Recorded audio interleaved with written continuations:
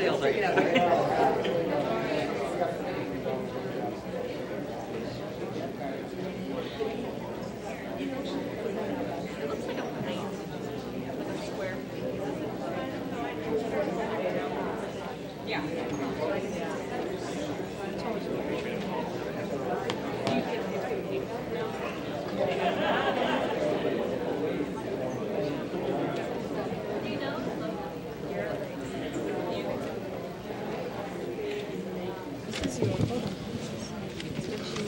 Folks, we're probably going to get this meeting starting in the next 2 minutes. If you can please take your seats.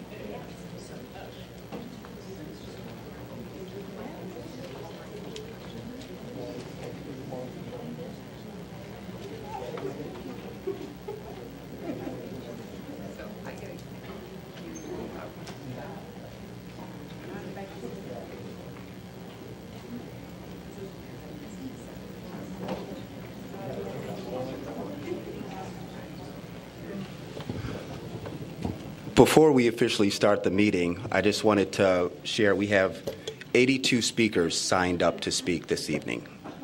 And so, which is a good number to have. What I'd asked, it will be a challenge to get through all the speakers, and for those of you that were here 2 weeks ago, I want to be very respectful. And so I've had a conversation with the Tenants Association, some representatives from Piven, and what I asked them to consider is if we can just nominate 4 speakers on both sides to represent the issue, just to help us to move through the meeting. And so if everyone's cooperative with that, we'll do it with the understanding that hopefully you'll have a chance to come back at a city council meeting and give your full comments. All right? I'm just looking for some firm nods. Okay. Alderman Grover. And Alderman Braithwaite, as I understand, you will be exercising little chair's discretion Yes. to move items on the agenda around. If we need be. So the Piven Theater Noise Center proposal won't be first up on our agenda yet Will this not be. evening. We have a couple more things to take care of We have first. a couple of things All right. to take Thank care you. of before that. Thank you, Alderman Grover. For the 4 parties who are being asked to speak, will they be allowed to use other people's minutes? No. They go over? No, we're going to try to keep it to 3 minutes apiece. Okay? All right. I'd like to officially call this meeting to order. Thank you all. This is Human Services, Monday, June 3rd. I'd like to declare quorum and look for a motion to approve the meeting minutes from May 6th. Motion to approve. Second. Okay, it's been probably moved in second. Next on the agenda, we have citizens' comments.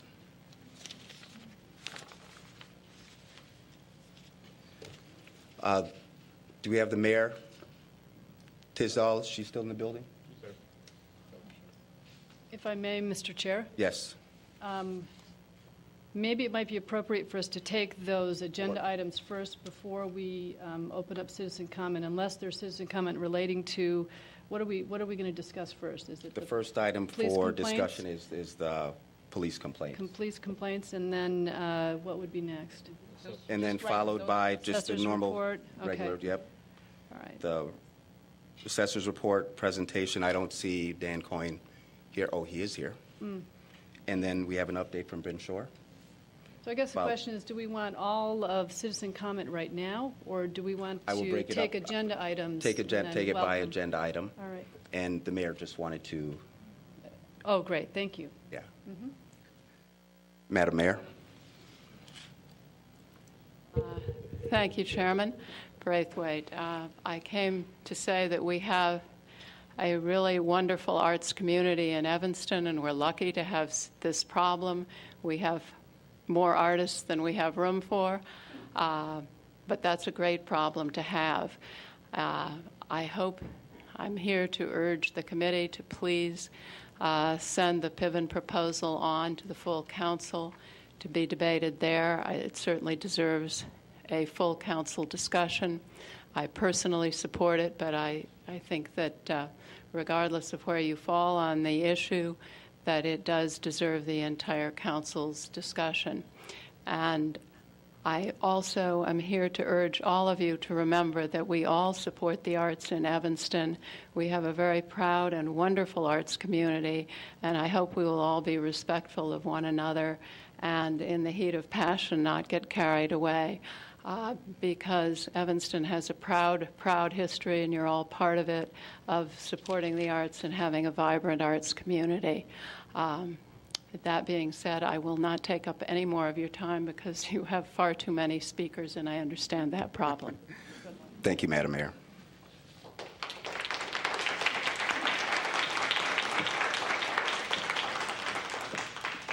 Next item for discussions is H1, review of police complaints. Commander Dick. Good evening, Mr. Chairman, members of the dais. Before we get into the specifics of any question on these matters, I'd like to call Commander Davis up. She has some comments about the process and her efforts to streamline that process so we get these matters addressed and before the committee more promptly. Commander?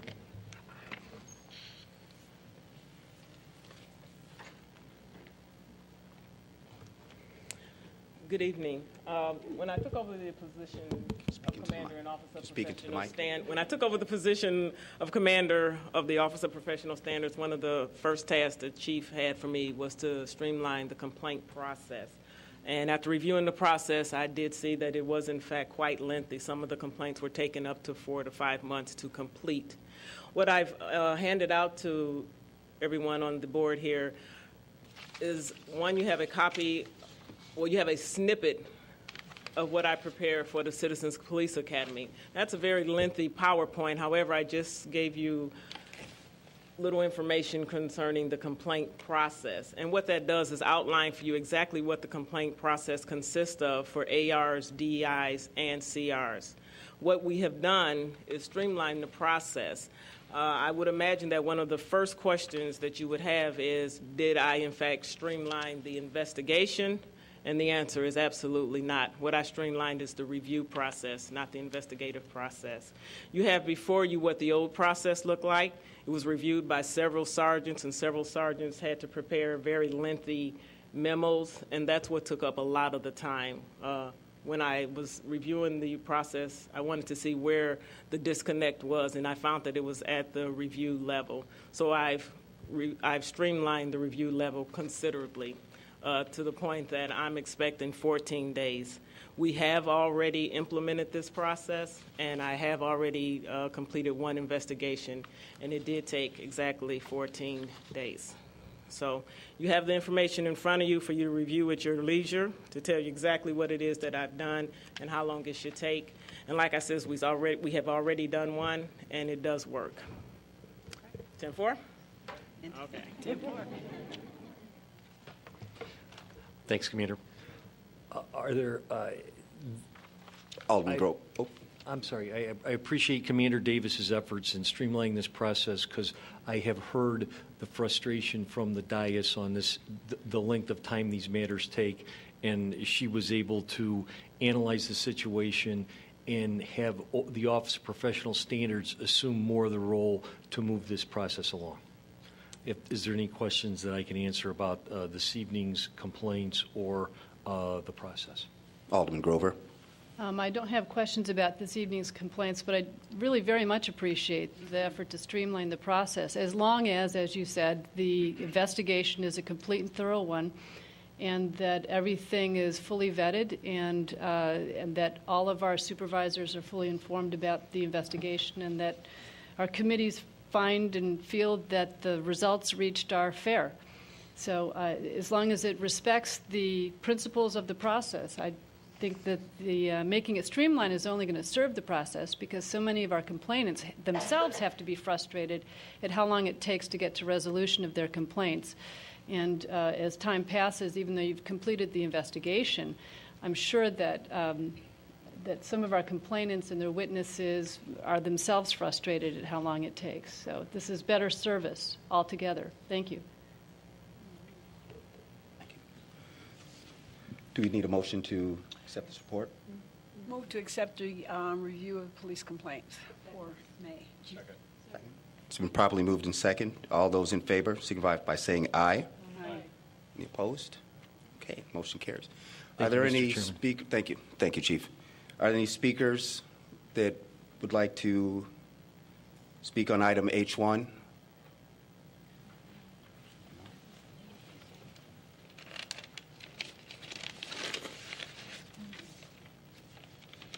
They didn't necessarily sign up. Pippin. Where's Caroline? Betty? Okay. We'll take item H2, Assessor Bonnie Wilson's report. Would you like to speak later? Okay, thank you. Item H3, presentation regarding the Ridgeville Park Consortium Group.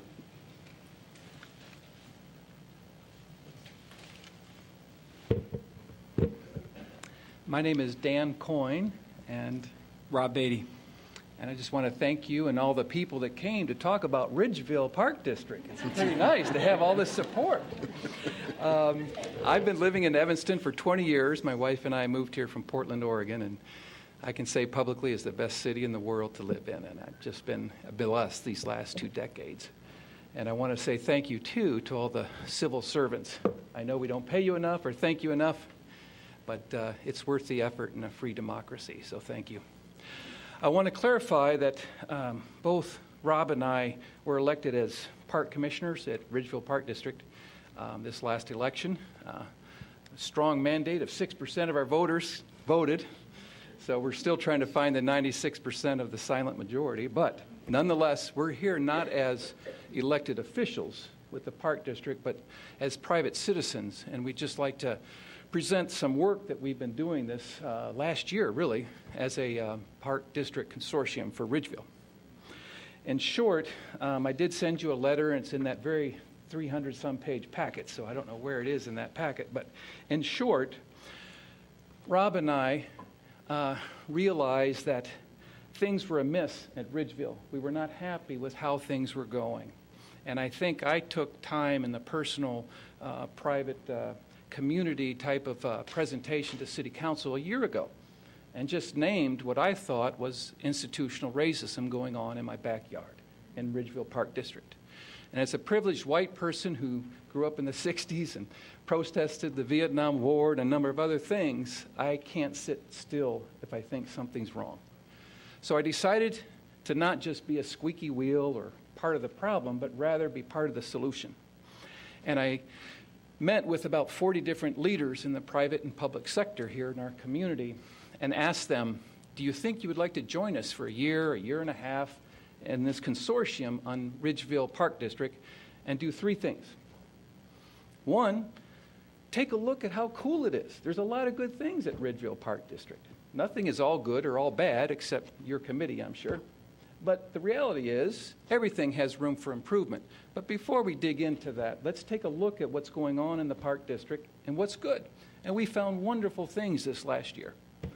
Second thing we wanted to do was develop new collaborative relationships with different groups, such as your Human Services, District 65, 202, the worship centers in our community, the different faith-based communities, private sector industry. We have a few millionaires on our consortium. We really wanted to get a mix of private and public leaders in our community to think with us for a year and a half on how we could better do parks at Ridgeville Park District. So I'm happy to say we've met 2 of our 3 goals. Every committee and group that we've met with has wholeheartedly, unanimously agreed to collaborate with us and help us think this through. You're actually our last public group that we're meeting until we turn into our next 6 months, which is the harder work. How can we improve? What things can we do? How can we think outside the box in parks and recreation at Ridgeville? How can we better collaborate with private public sector? Those questions aren't answered, but I know in our hearts and the other 40 members of our consortium, that's our goal. Our hope is that this November, December, we can present the 5-member committee that we're a part of some ideas from this group on how we could better do parks. I about fell off my chair when I heard Alderman Grover's great idea to have a huddle, I think June 15, to do just this, I believe. And I just am so glad that our consortium has invited and other people in the community. And I think that's best practice for parks and recreation. The more people, in my opinion, that you have helping discern, more people are served, and maybe some of the problems could subside. So in short, Rob and I are simply asking you guys as a committee, Human Services, to embrace what we're doing, allow us to come back and report, maybe in January or February, so you can know what ideas we came up with the hope that this could be the beginning of a long-term collaborative relationship between Ridgeville Park District and also the City of Evanston. Thank you. I'm Rob Beatty. I've been here in Evanston for about 15 years. Excited about my children going to high school, and I'm excited about the possibility of collaborating with all the communities, divisions, as well as parks and recs across the board. I think Dan has said it all. We stand here today just humble and just wanting to collaborate. So we come in the spirit of collaboration. And so we look forward to working with you. We look forward to reporting to you and making our community a better place to live. Alderman Grover. Thank you, Mr. Chair. Mr. Beatty, Mr. Coyne, thank you very much. Glad you're here. And I think you will be a critical part of this discussion in a couple of weeks. It'll be at Evanston Township High School, and I think that's where we're going to be able to connect lots of recreation groups, providers of programming. We'll figure out where we can all innovate in programming, who we are not reaching with our recreation programming. And this is a joint venture between the city and our Parks and Recreation Board. So please come, bring as many of your board members as possible, and please be part of this discussion. It may benefit where you want Ridgeville to go, and give you some ideas and some fruit for thought altogether. So you are more than welcome to join. I want to know where Evanston's going to go, and we want to go with you. We want to be together in this journey. Right. The question is, who's driving the bus? And I think we're all driving it together in recreation.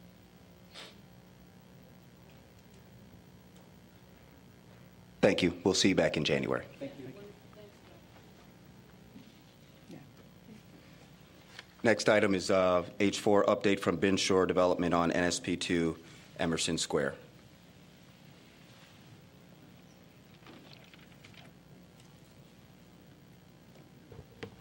And we also have some speakers signed up to speak on item H4.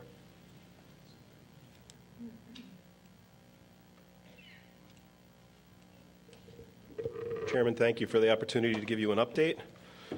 Councilman, almost 4 years ago, in July, the city staff, along with Bryn Shore, conceived of the idea of applying for the NSP2 funds to do what we call the NSP2 program, including Emerson Square.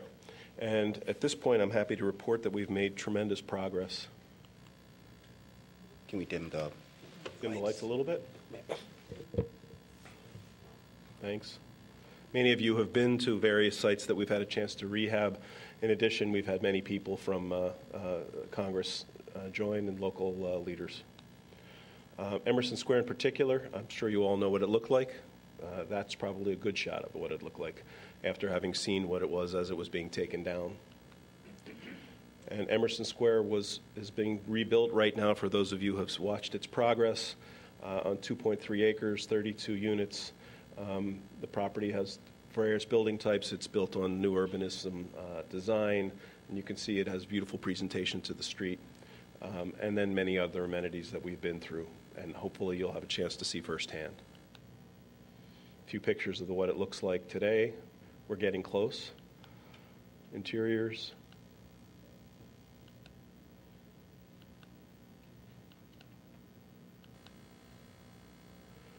We started taking names a long time ago, but we started the formal pre-leasing process in March of 2013. What you saw was we had 95 people were sent brochures off of the list of names that we had accumulated. Actually, city staff had accumulated over time, and we started advertising in local and regional papers. Of the 32 units, 7 of them are set aside for project-based vouchers from the Cook County, and 4 are set aside for the Illinois State Referral Network. We had 298 pre-applications received, of which 46% of them were Evanston residents. 33 lease applications received, and actually it's 64 of them. That 52% number we just checked is incorrect. It's 64% were Evanston residents. 25 of the units of the 32 have been pre-leased. We had 9 rejections of applications. 3 were came back to question the reason for the rejection. 1 was reinstated. Occupancy should begin hopefully within the next 10 days. We'll be occupying buildings from now until September when the property should be finished. Just to refresh your memory, the acquisition was done last June. We had substantial demolition and remediation that was done throughout the late summer. Construction began in October. First buildings will be delivered in a few weeks, and as you see through the rest of the summer, the rest of the buildings will be completed, and hopefully we'll be able to contribute back the park and the infrastructure and have ourselves a little celebration party.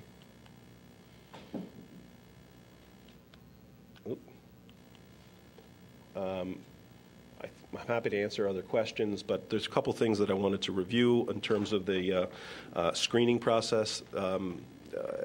Emerson Square has we do 4 levels of screening.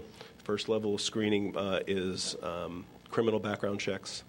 Second level of screening is income checks, both to make sure that they qualify for the unit so their income is not too high, and also to make sure that their debt is not too high so that they'll ultimately not be able to afford the rent. We also do drug testing, and we do home inspections. So those procedures are followed for everyone who applies. For those who, it's a $75 application fee. For those who don't pass the initial screening prior to drug testing, we refund $40, I believe it is, of their tests, so because they don't have to go through drug testing. For those of you who may wonder, we do the same testing every year upon lease renewal. If someone fails in the drug testing, then they are able to retake the test within 30 days.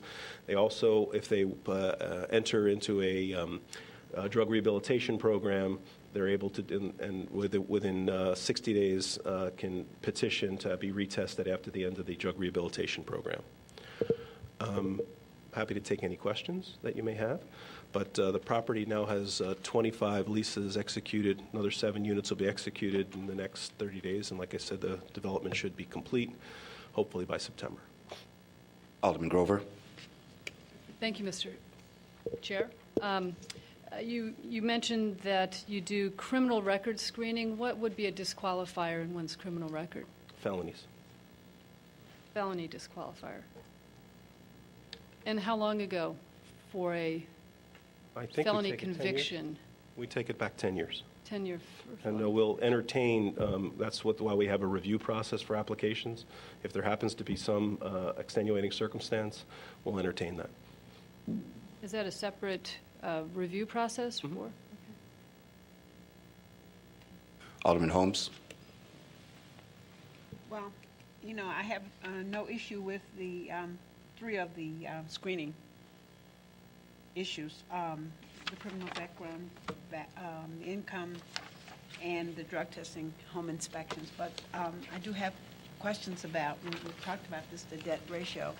And my issue around it is in terms of really working class, middle income folk making, and I always use the term 30,000 because that's the first term that we used the first time I ever met you, sure. Was that we wanted people who could make $30,000 a year who had a good record would be able to live in, able to live in some of the housing that we were, bringing to Evanston.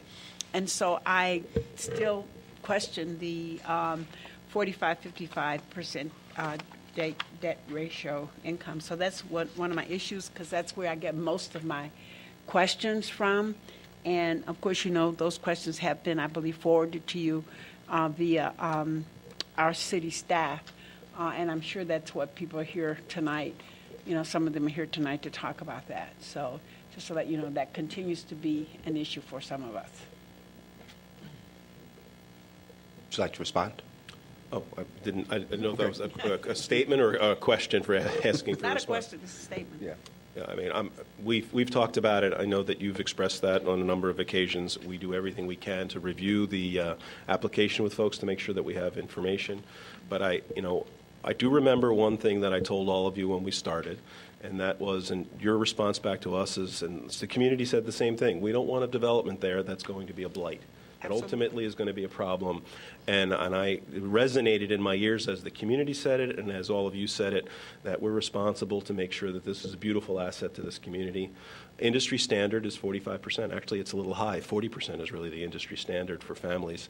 And we stretched to 45%.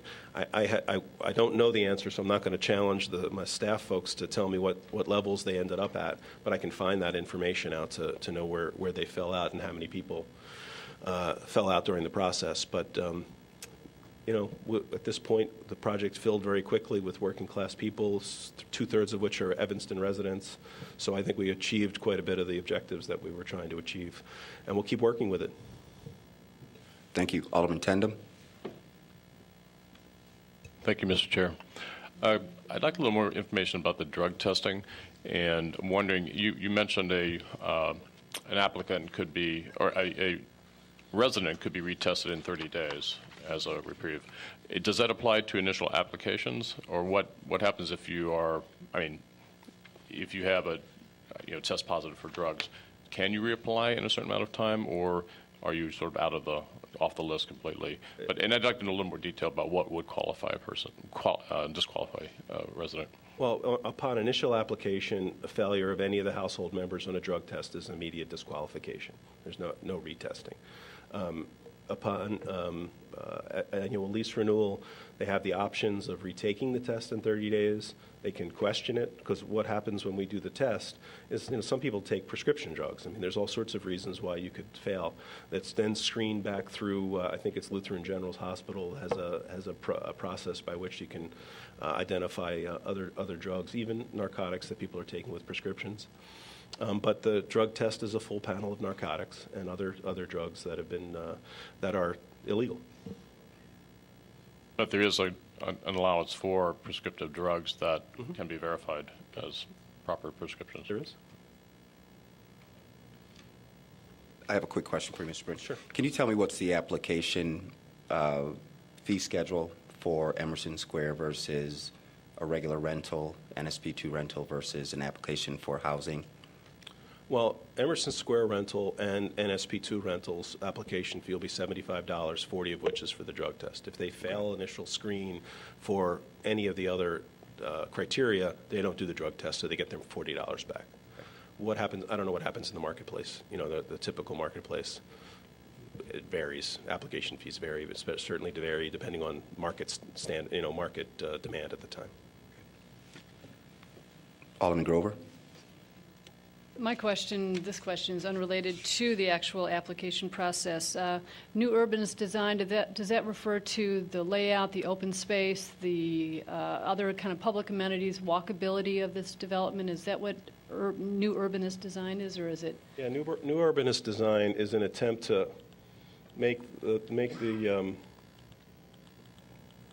It's the public space, right? Attempts to make the building a little more friendly to the community, to encourage people, make it walkable, to encourage people to feel like they're part of the community. Front stoops, front porches. Right. Front stoops, walkways, park space, open space. Ultimately, the goal here is to open the street up all the way through to Emerson, and that will, finish off the urban design. So that's the idea, is that you're not creating an enclave that's set back, that turns its back to the rest of the community. It opens up the community. You're looking to generate, then, foot traffic on the sidewalk, so it'll be a neighborhood. It'll be a... That's the idea. All right. Yeah. Alderman Holmes. I was just going to ask David if he would talk a little bit about the open space in terms of the gardens and the park. That would be Sure. a part of it. The community gardens are being put in place in the development. I'm not sure we have a picture to show you. There's a laser pointer. I don't know if the laser pointer works, but right behind the building on the right there'll be community gardens, and the way we set up community gardens is they're separate plots.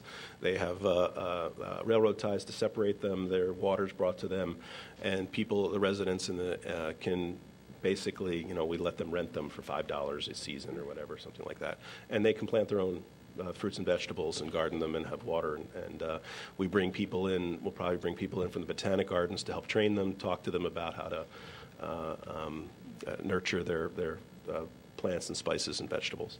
And then the park space, there is, Todd, is it an acre? How much is the park space? A little less than an acre. The goal here is that ultimately the existing park on Emerson will be closed, I believe, and then this park will be expanded if there's future phases. At this point, there's 2 parks. The park's open to the public, and people can come in and use it. It'll have gazebos. It'll have some areas for grilling. It'll have some play equipment for young children, and then actually it'll be donated back to the Park District. So it'll be a Park District asset within Emerson Square. And Dave, just one more thing. In terms of the debt income ratio, both you use the same percentage for both the rental and the purchase? Is that correct? Well, I'm not sure on the purchase side. Well, maybe somebody else can answer the question. Is Jolene here? On the purchase side, we use 43%. If there are mitigating circumstances, we might go up to 45%. So if someone has a lot of assets, they've been in their job for a certain amount of time, we might consider going a little bit higher. Also, that's limited by banks. So because the city accepts that doesn't necessarily mean the banks will. Alderman Tindem. Thank you. You said you reviewed for felony charges back 10 years per applicant. Is that a standard in this type of development? And are there any measures if someone has a clean record in 10 years and has really worked with others with the system, maybe in rehab, are there other ways to get around that felony conviction of 10 years ago? Well, it is a standard. It is the standard that's used by most management companies who have criminal background checks. That's why I say there is some review process for it. Unfortunately, we are faced with regulations. Those regulations are that you have to treat everyone the same. So you have to. It's fair housing law. You treat someone differently.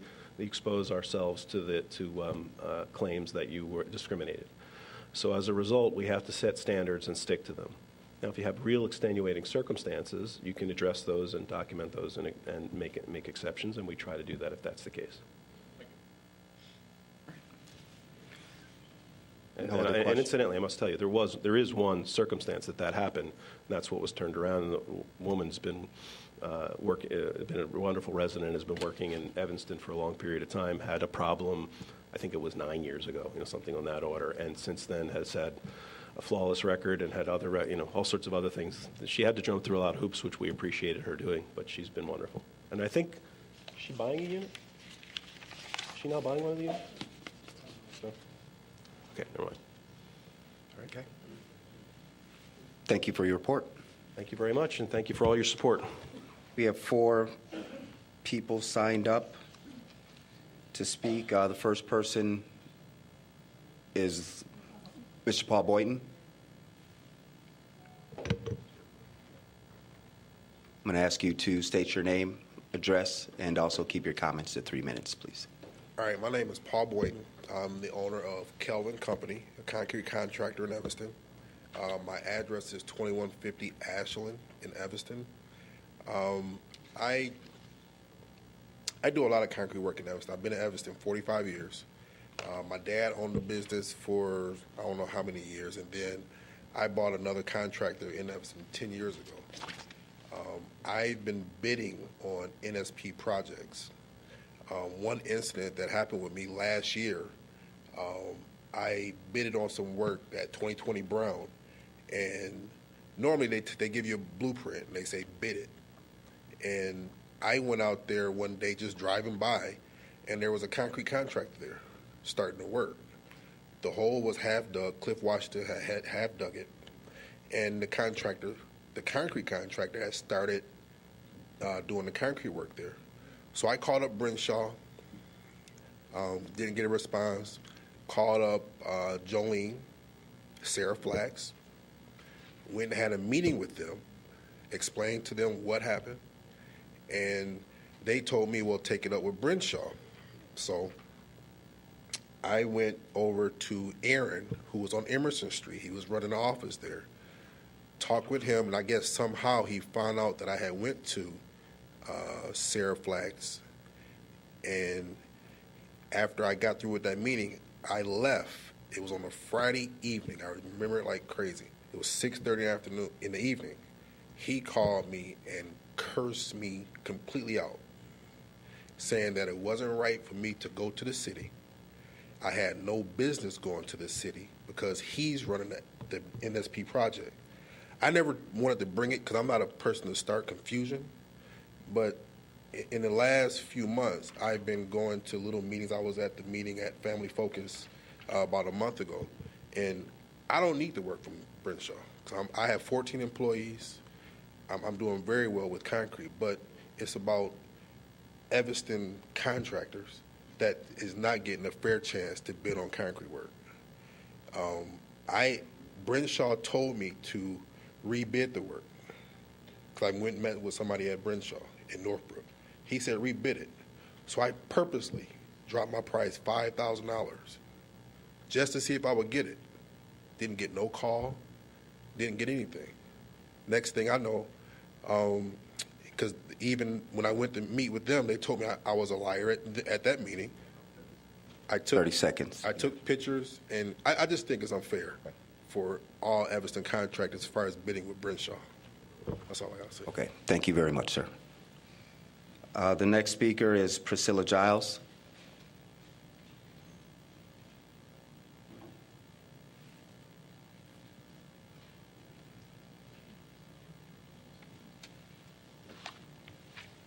My name is Priscilla Giles, and I live at 1829 Ashland in Evanston. I am speaking on the update of the Brenshaw development. The land on which the buildings at Foster and Ashland was first proposed by neighborhood groups as early as the year 2000 for the community.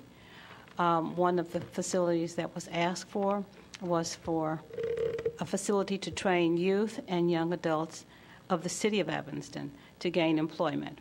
Another thing was for Fifth Ward School. Another was a sports arena to ease the overcrowding at Fleetwood Jourdain. Housing was not mentioned, but after the developers, in conjunction with the city of Evanston, won out, a portion was set aside of the buildings for community stability, we were told.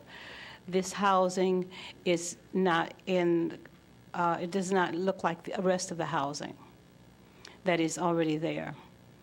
It is creating, it's going to create congestion. That is a congested area already. And none of the other things that were proposed would have done this.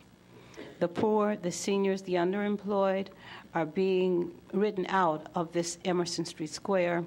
The park that makes Emerson Street beautiful is being taken away so that it can be used for developers. I think that if this was to be a project to stabilize the community, then the Emerson Street Square, as it is not that kind of thing. Thank you. Thank you. The next speaker is Ms.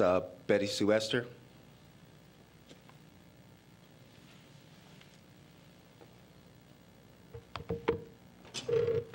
My name is Betty Esther. I stay at 2131 Church Street. I only have 2 questions. 3 minutes will not address all of my questions or my concern. So the first question I have is, what are the funding sources for the Emerson Street Square project, and what is the amount from each of these sources? The second question is, what is the estimated property tax that will be paid on this project? It's in a TIF area. What is the estimated property tax? Thank you, Ms. Esser. We'll make sure that city staff person gets back to you with a response to both questions. Next speaker, we have Mr. Seth Freeman. Hi, it's kind of strange being on this side. I'm Seth Freeman. I live at Lake and Wesley. I'm also on the Plan Commission, Economic Development, Place Names, which is actually a lot of fun, and zoning. I have a couple questions that I've had since this whole project has come about, and I'm glad you addressed a key one. So a bunch of them have been addressed, so I'm going to be real fast. One of the things that I noticed is that we have electronic key fobs, and I'm assuming that's because keys get lost real easily. You can turn these things off. Is that correct? But my concern is it seems that makes it a very easy way to lock a tenant out. And who controls that? And is that done in a legal process? Make sure no shortcuts are. So I want to make sure that you guys are addressing that. I'm glad you brought up, Alderman Tenden, the criminal background checks. Because one of the things that really bugged me when I heard about it was that we are not allowing anybody with a felony in the last 10 years. And, I think that's very restrictive.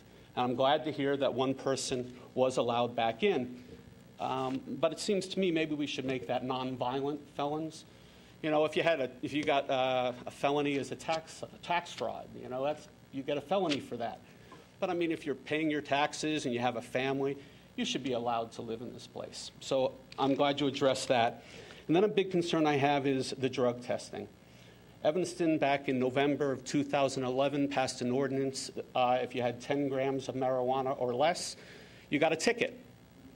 It's not a crime here in this city anymore. For 10 grams or less, you get a ticket.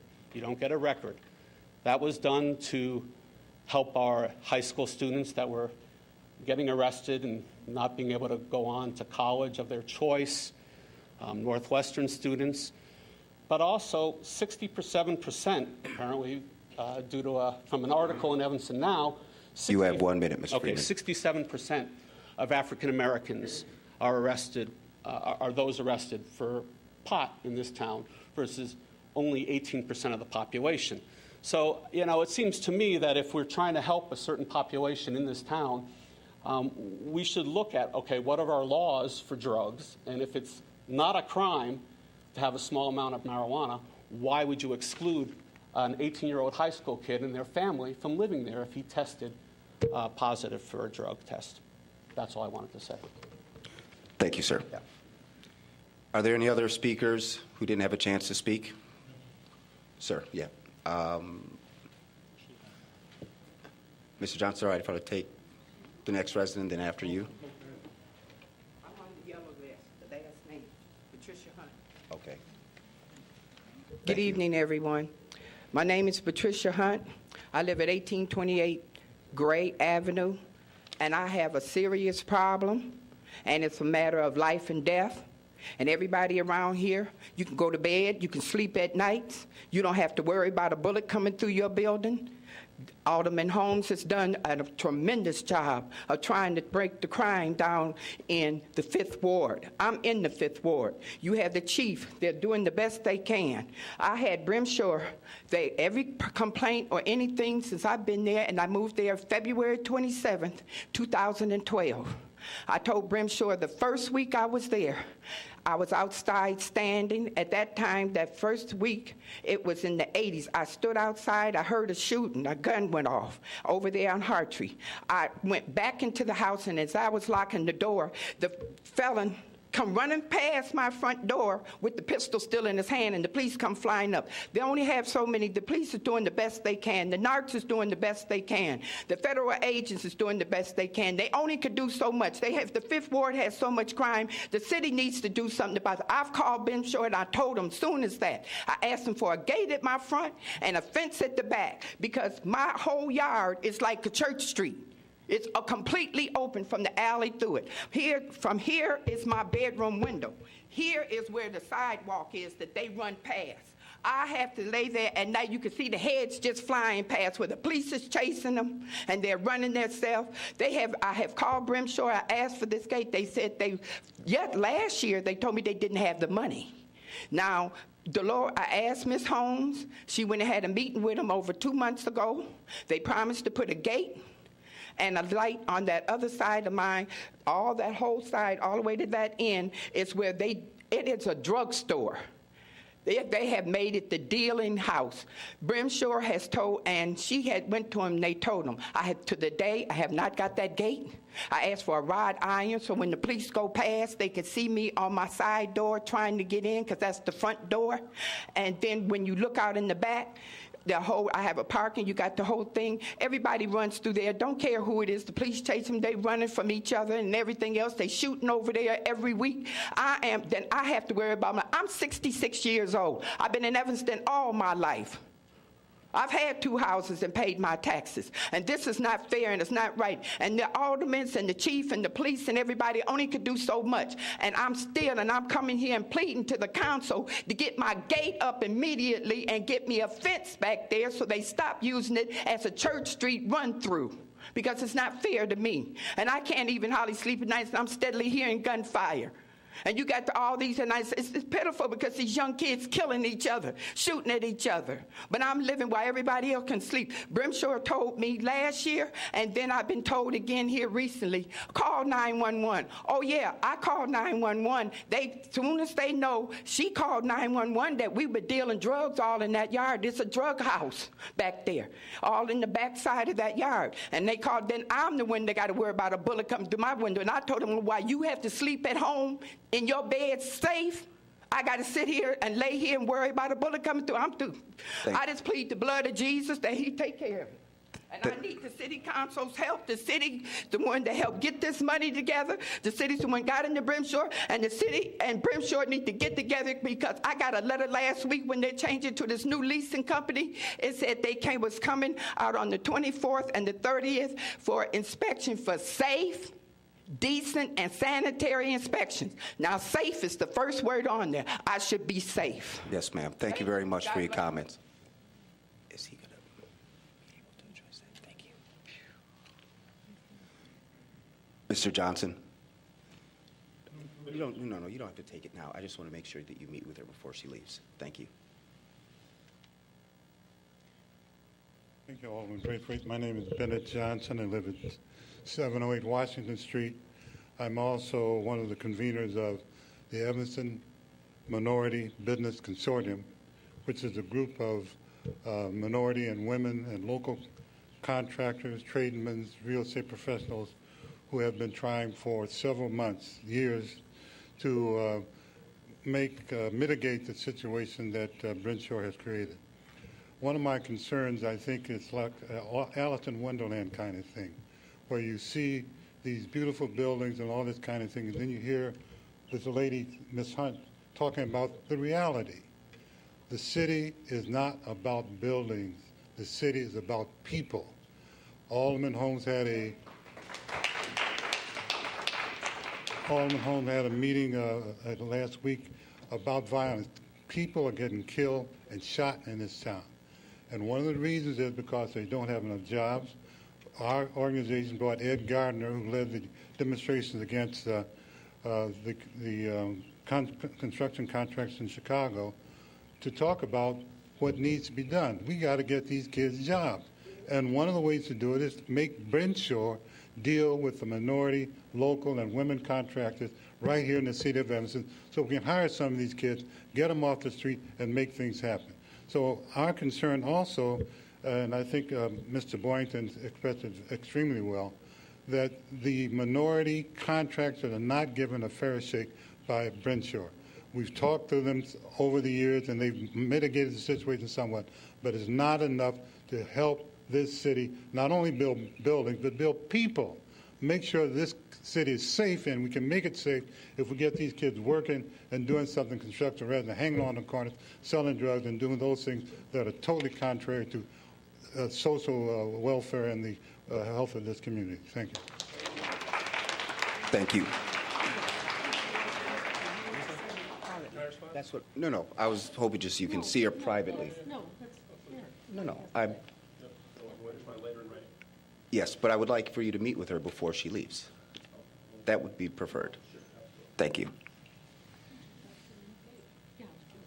It's very simple. We'll keep on moving with the agenda. Items for consideration, Township of Evanston, May 2013 monthly bills. Second. It's been properly moved and seconded. All those in favor signify by saying aye. Aye. Opposed? Okay. Motion passes. Assessor Wilson.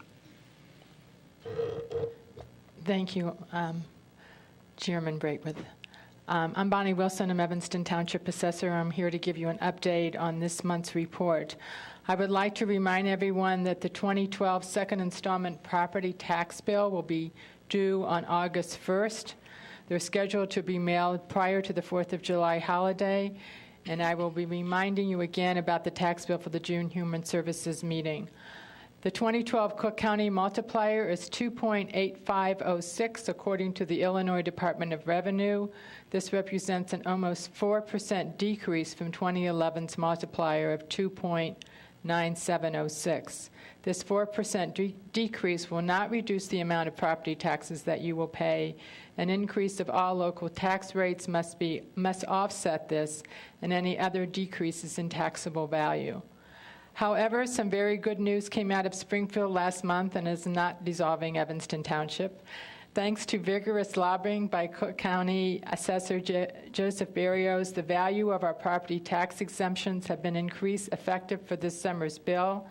The senior citizen exemption was increased 25% from $4,000 to $5,000 of taxable value. The minimum homeowners exemption was increased by 16.7%. from $6,000 to $7,000 of taxable value. The additional savings for an Evanston senior citizen will be about $152 based on 2011's tax rate. Please remember that according to state law, Cook County seniors must annually renew their exemption since 2010. This past month, my office helped 12 taxpayers receive corrections for missed exemptions totaling $35,713. This brings the total for the first 2 months of the fiscal year to $40,627. Corrections are available for taxes paid as far back as 2009. Corrections for 2008 taxes paid in 2009 will not be allowed after September 8th. According to the county assessor, please see us before the Labor Day holiday for corrections of your 2008 taxes. My office helped return over $421,500 to taxpayers in the last fiscal year. Every week, a taxpayer comes into my office who has never received a homeowner's exemption. Please make sure that you've been receiving your homeowner's exemptions by checking at cookcountyassessor.com using your PIN number or your address. You may also contact my office for that information or if you've missed a previous exemption. In addition, all 2012 exemptions now require an application for a correction. In fact, this week as a realtor, I showed a house where the owners have owned their house for 13 years and never received a homeowner's exemption. I was able to give them a certificate of heirs, homeowner's exemption forms, to fill out as far back as 2008. So please check. You're entitled to your homeowner's exemption, so please check your tax bills. The Evanston Township Assessor's Office is located at 846 Dodge, near the corner of Dodge and Main. We are open from 8:30 to 5, Monday through Friday. Stop in or give us a call at 847-332-2465. If you have any property tax-related questions, remember we are your taxpayer advocate and are funded by the property taxes you pay to Evanston Township. Thank you. And I also want to make a mention that in the last, in your last minutes, you put my assessor's statement, excuse me, with the Piven statement. So I'm also glad to talk for Piven Theater, but right now I'm the township assessor. Thank you. Thank you. Any questions? Moving on to the next item, HH2, recommendation for mural project by the Youth Job Center. Do we have Mr. Gaynor here, or anyone going to present, or do we just need to move it? You will just move it? I'll move that we recommend approval of the Youth Job Center proposed mural painting for the intersection of Lincoln Street and Ridge Avenue, which I do believe is the 7th Ward. Okay, so it's been properly moved and seconded. All those in favor signify by saying aye. Aye. Thank you. Okay, did we want to? All right. Next item, we have HH3, Ordinance 43-013, authorizing the city manager to negotiate and execute a lease and construction agreement with Piven Theater Workshop. And I think we have, first we'll hear from the city manager and then take public comments. Is that all right? If I may, Mr. Chair, as a prelude to our discussion, may I officially move this on to make a motion to advance this to City Council for further deliberation? Okay. It's been moved and seconded. Do you want to have discussion, or do you want to hear from the city manager? I'd like to have discussion. I'd like to have discussion. Okay. I'd be happy to move it to council as long as it goes to council without recommendation. My motion was to move it to council for further deliberation.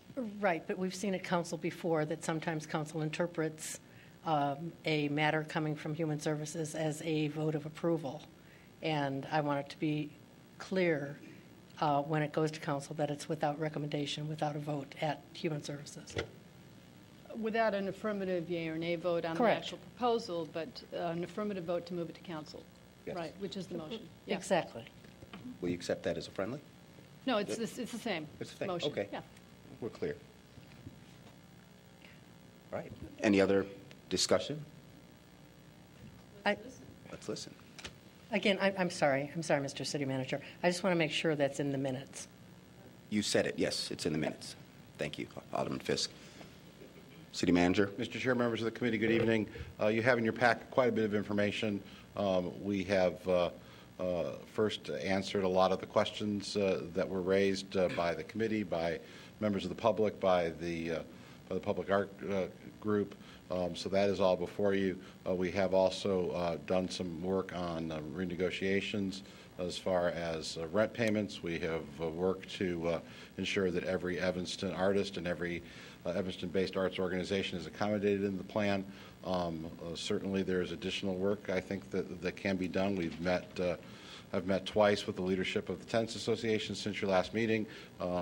If this motion is approved to move it forward to the City Council, we'll continue to talk with them. I think there remains concerns by the Tenants Association regarding issues regarding the construction, issues regarding rent moving forward, and we'd be happy to continue to talk with the tenants between now and when the item comes before the full council. But a lot of issues. We're happy to answer any questions.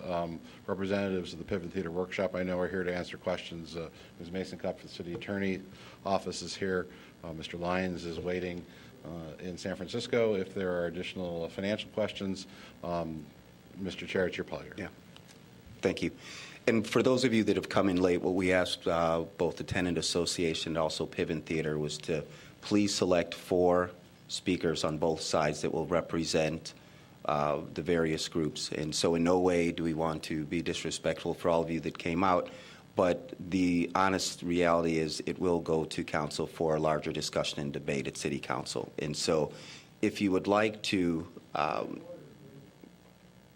me, sir.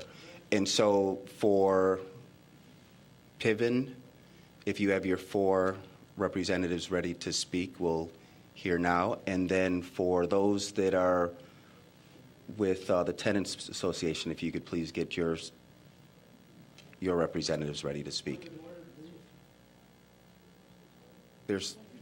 Please.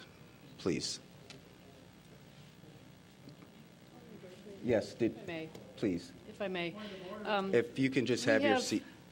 Can you take your seat, sir? Given the number of speakers here tonight, and knowing that perhaps they didn't come to the meeting organized with representatives to speak on their behalf, and there may be people who want to speak tonight who aren't strictly represented by either the Tenants Association or the Piven Theater Workshop or whatever. I would be more comfortable if we opened it up and let everyone who speaks, who wants to speak, speak, keeping in mind, however, that I speak for myself, that effective advocacy in a situation like this means that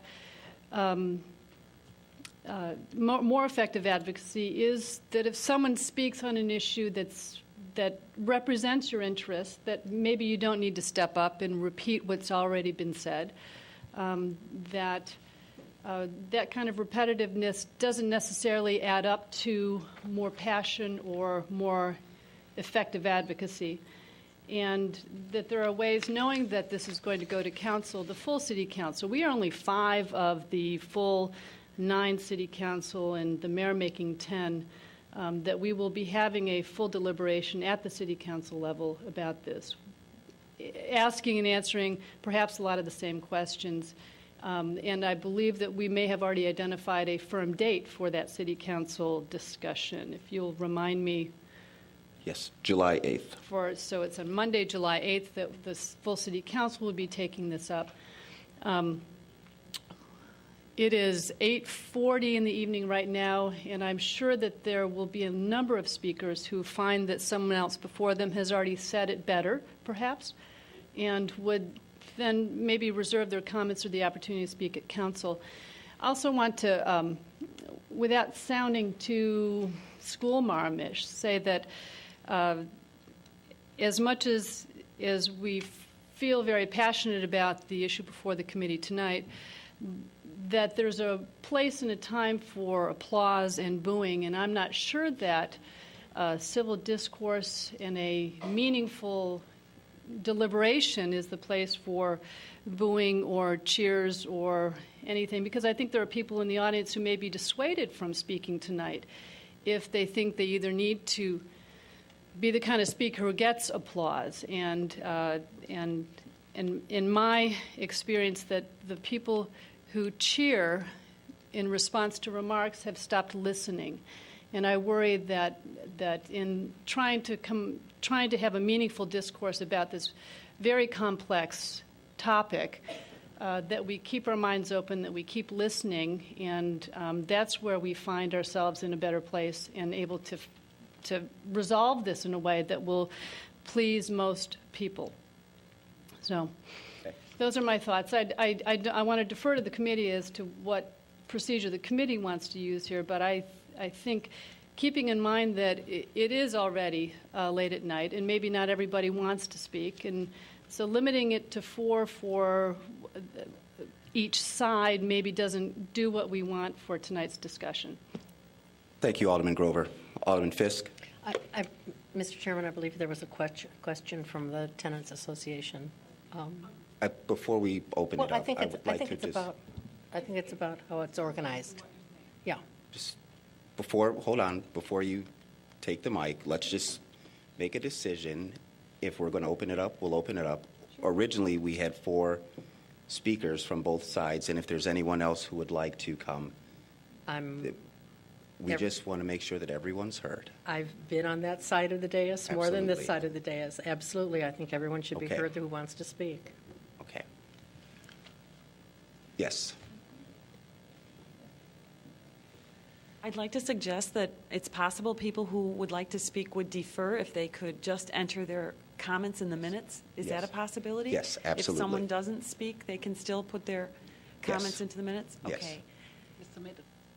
Just submit them to the secretary. We would submit it to Ms. White here, who is our scrivener and recorder of the evening, and then she will incorporate it formally into the public record as reflected in the minutes. Yes. Thank you very much. Ms. Brown?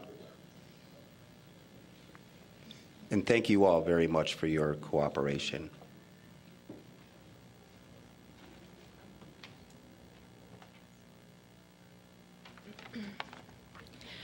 Just a quick question. For those who came to speak but have their speeches digitally, can they forward that to you via email? Okay, wonderful. Thank you. Do you want to give your email? Yes. Okay. At City of Evanston. Okay. Thank you. Thank you. Hi, my name is Leslie Brown. I have been a resident of Evanston for more than 30 years, and I am the executive director of Piven Theater Workshop. In the 2 years that we've been working on this proposal, we have seen some wonderful changes in the building already. I want to take this opportunity to thank the mayor, the city council, and city staff for the allocation of funds to repair the roof, for replacing the seating and updating the electrical in Next Theater, and for working to make Noise a building with Wi-Fi. As tenants in the building, we at Piven are grateful to you for making Noise better in these ways. Piven has been a member of the Evanston arts community for 42 years. We have worked with and collaborated with many of the current and past tenants in the building on a variety of projects and value those partnerships greatly. The Evanston community is very important to us, and for that reason, we have worked so hard for 2 long years to stay in Evanston for the next 50. We listened in the last meeting, and we heard every question, every concern, and every request for concessions to our proposal. We have worked hard to try and accommodate all the requests while making sure our major investment is managed with the utmost chance for success. This proposal is unlike anything that has been tried before, and the learning process is significant. I can say to you today that we took what was proposed of us and we tried to do the best that we could. At the request of the Noise Tenants Association for 1,000 square feet, we found 1,200 on the second floor, which is considered prime real estate in that building, and have agreed to move part of our organization into the basement. We trust our architect's ability to make that space beautiful, and we hope other tenants will feel comfortable joining us in what we think can be vibrant space to create art. We were also asked to articulate the ways in which we will not only continue our community service, which already includes providing $30,000 in scholarships annually, but to demonstrate the additional ways in which we serve Evanston. We were also asked to add, in addition to office and box office space, expanded use for our theater for Fleetwood Jourdains to 8 full weeks. We've done that knowing that we, too, will benefit from any collaboration with Tim Rose, Fleetwood's artistic director, a valued artist in the building. And finally, we heard the varied concerns about the financial structure to our proposal, so we went back to the table several times to renegotiate the terms, which now include rent throughout the lease. We want you to know that we've gone as far as we could while still safeguarding our organization for the next 5 decades. We have pushed our investment to the utmost limit, and I hope you will take this into account as you consider a vote. Community is at the heart of everything we do at Piven, and it is our hope that Evanston will be the community in which we stay now and in the future. Thank you so much for your thoughtful consideration. That was right at 3 minutes. Thank you, Ms. Brown. Do you have your next speaker ready? Yeah, I'd like to ask... I'm sorry. I'm going to ask you to please have a seat. Ms. Brown, do you have the next speaker?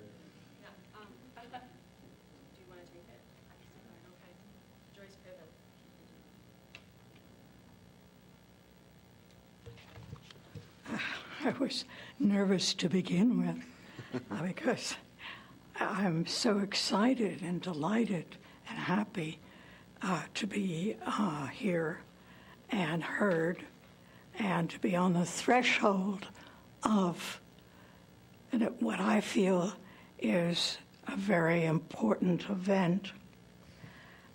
So just bear with me and I'll try to get something in.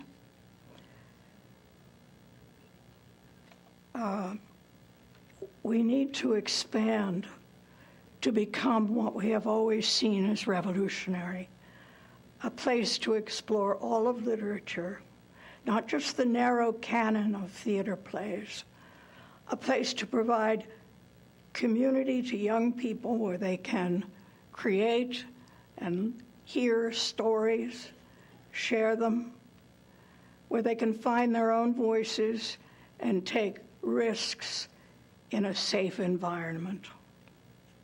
We want to serve multi-generational groups in the training and in the performing.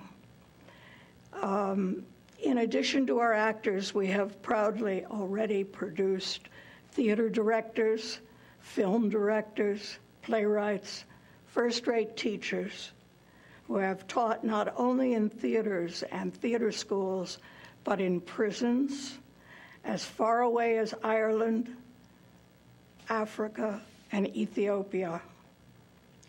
So I say to those people who say we are not a theater, don't ever tell me that we are not a theater just because our reach is far and different. Help us to expand the whole concept of theater to be the art that it is, to turn out theater artists, and to include community in all its varied and beautiful, infinite variety. Thank you. Thank you.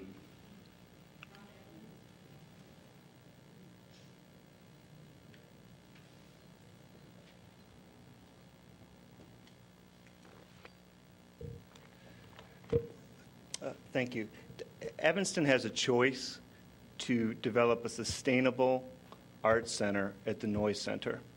And the alternative is the status quo, which is a deteriorating historic building and the risk of losing institutions that employ well over 100 artists, individual artists, and that attract thousands and could attract tens of thousands to that building.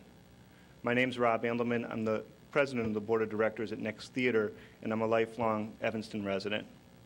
I hope you know the Next. We've been in Evanston for 32 years now. We're the only equity theater in Evanston. We're resident at the Next, or at the Noyes Center. And in 2012, 2013, we employed 125 individual artists. People who worked in Evanston, went to Evanston restaurants, shopped in Evanston shops, and they created art that attracted nearly 8,000 patrons to the Noyes Center. They attended 111 performances at the center this year, mostly between Thursday night and Saturday night. 39% of them were Evanston residents. 61%, nearly 5,000 people were attracted to the city of Evanston and to the Noyes Center by Next Theater. Those people shopped in Evanston before the show or after the show in a matinee. They ate in Evanston theaters. And they'll be back because this is a great city.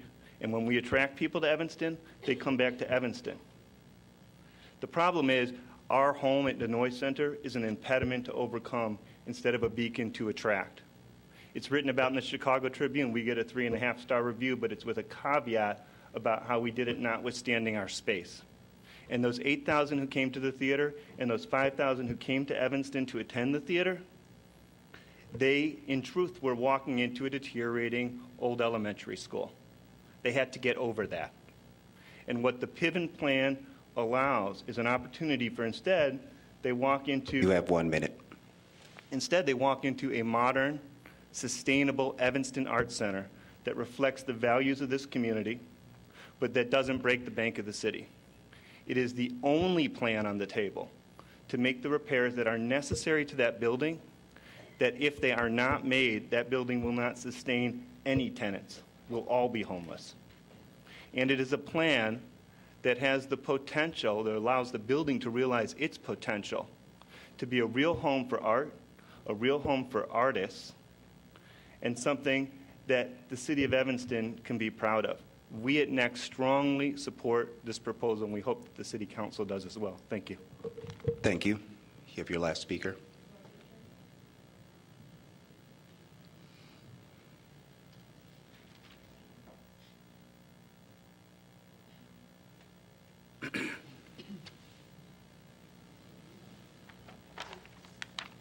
Nora Dietrich, 1929 Sherman Avenue, Evanston. I would like to thank the mayor, city council members, city manager, and other city officials for the time they've spent discussing the arts in Evanston. I believe it is worth the effort. The arts give back so much to this community. I understand and appreciate what Piven Theater and its executive director are attempting to accomplish. Essentially, it is the same goal the Evanston Arts Center is trying to realize, to envision a future for our organization here in Evanston. In order to engage, grow, and diversify our audiences and provide the level of programming we know is desired, we need 21st century facilities. With one of the most culturally active cities in the country just south of the border, drawing people to Evanston requires something noteworthy. We're prepared to help fundraise, borrow, and investigate other responsible ways to finance our visions. I've spoken often with Leslie Brown, Piven's executive director, about the Evanston Art Center's need to continue operations of its figure sculpture, printmaking, and jewelry studios, either at the Noyes Building or somewhere else. We have a commitment to those students and faculty members who create their art there. Working together, Leslie and I, and hopefully others, will come up with a viable solution. Many Evanston residents are passionate about the historic preservation of buildings. Petitions are already circulating online to save the Harley Clark Mansion. But what about the preservation of historic organizations? Piven was founded in 1971. The Evanston Art Center was founded in 1929, the same year that the Harley Clark Mansion was finished being built. Is restoring and saving bricks and mortar more important than investing in the places where our children, friends, colleagues, and parents go for inspiration and learning? I would like to think that Evanston is not only a good place to start up in, but also a good place to stay in. Thank you so much. Thank you. Ms. Kaiser.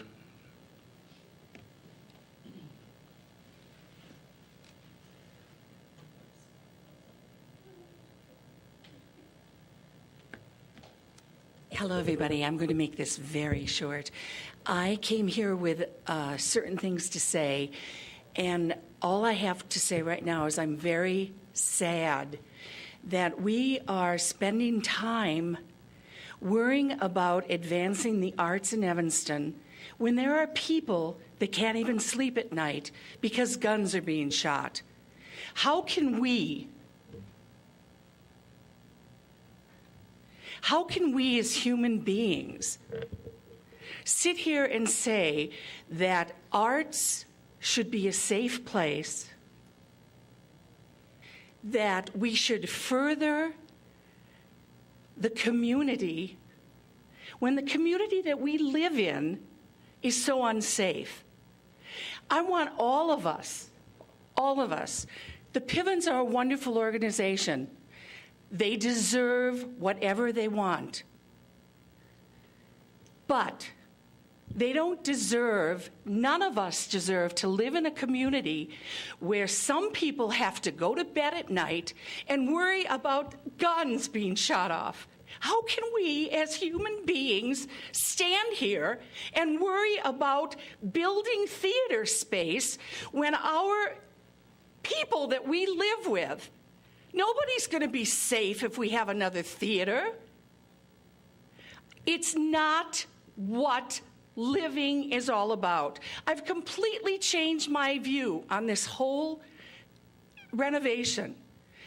I came to this last meeting and listened to an African-American man stand up and talk about the inequities and the discrimination. And now here in another meeting, I'm sitting and listening to a woman who cannot even sleep at night.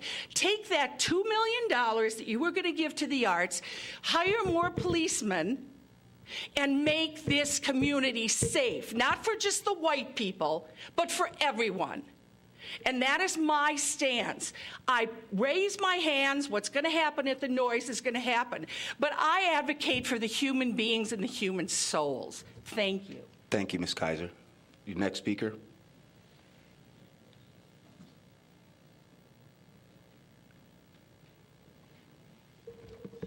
Mr. Chairman, committee, my name is Chuck Harper. I'm a board member of Art Encounter, one of the community of arts organizations at the Noyes Culture Center. I want to begin by thanking you for our unique building. Over the last 30 years, within this environment, you have cultivated and grown an artistic community, and you are seeing representatives from that community today. You have created within Evanston artistic groups and artists that are not only regionally recognized, but in some cases nationally recognized. Tomorrow, Evanston is also having a 5-hour meeting called Vision for the Future of Arts in Evanston, and we encourage you to listen to that discussion and carry that discussion to the full council as you listen to this discussion. As far as the tenets of the building are concerned, I have heard really two major concerns. The first is that some tenants will need to leave the building in order for Piven to expand from 1/6 of the building to half of the building. I heard tonight from Piven that they have a new plan to allocate an additional 1,200 feet to the tenants. We haven't seen it. And we would like to be assured that the tenants currently in the building can stay and those that need to expand can expand before we become comfortable with the plan. Our second concern, and it's a major concern, is financial. What the Piven is asking for is tens of millions of dollars of financial support in the form of not charging rent for the next 50 years. Now, we are all in favor of providing financial support for the arts. Believe me, we are, and we'd love a system put in place where all of the arts organizations in Evanston could potentially apply for support. But our concern is that the building will need more maintenance over the next 50 years than can be funded by the rent that the rest of us are paying. And part of our concern is we've waited years for the renovation and asbestos abatement of the basement.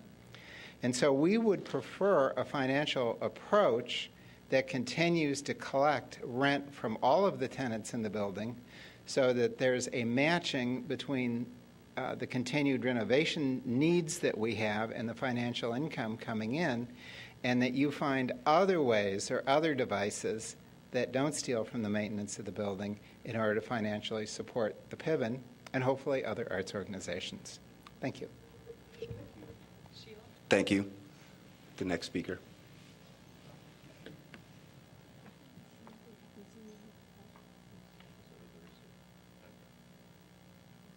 Yeah, good evening. I'm actually here tonight. I'm sorry, ma'am. Can you just tell us your name and address, please? My name is Sheila Ettinger. I sleep in Chicago, but I have lived for the last 40 years, most days in Evanston as an artist and also as a teacher. My comments tonight have been talked about peripherally, but mostly what I'd like to address is the fact that I am, in addition to my other hats, the president of a not-for-profit organization. And when I first heard about the Piven project, my first thought was, how is it possible that with a loan of the size that is being discussed, that a not-for-profit organization would be able to pay back that amount of money? And then I read as much as I could about all of the materials that have been made public, and as a result, I found my answers. There are two means by which, as far as I can tell, that Piven is going to be able to repay the loan. One, which was just discussed, which was the fact that currently it's my understanding in the latest documents that Piven will be paying a significantly reduced cash rent for this and the next year, and then will be charged $1 a year during the remaining 28 years of the loan period. The other, this lost city revenue, which is an enormously substantial amount of money based on the current space, will more than double with the anticipated increase in the size of the Piven footprint. The second means that I discovered was that Piven has asked for an amount of space way beyond its current needs. And I don't blame them for doing that. Everyone wants to dream big.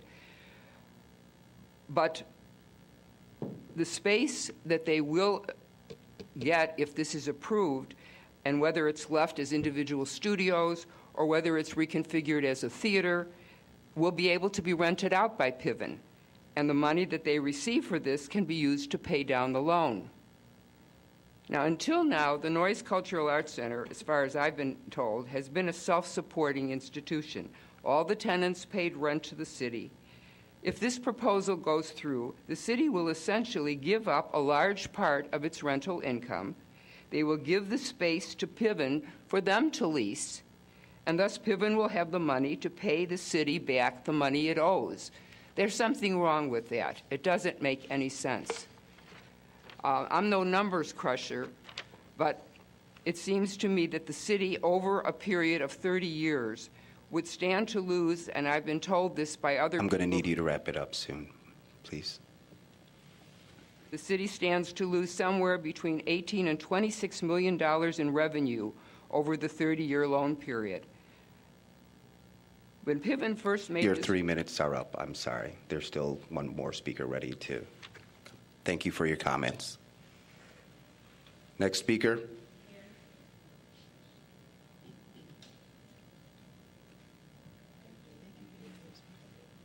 Yeah.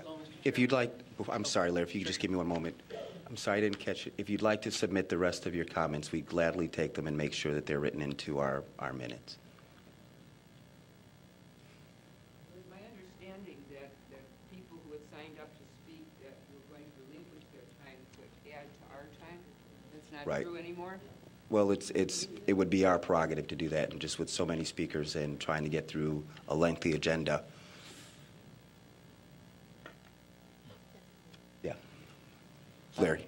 Thank you, Mr. Chairman, members of the committee. Thank you for listening to our concerns.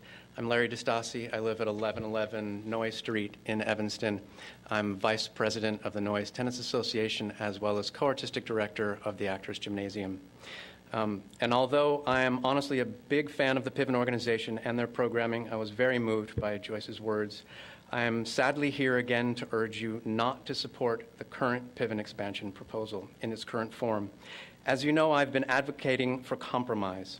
I suggested to your committee multiple times that I felt the Piven expansion footprint was unnecessarily large and that 1,000 square feet or two were necessary in order to accommodate all tenants currently in the building.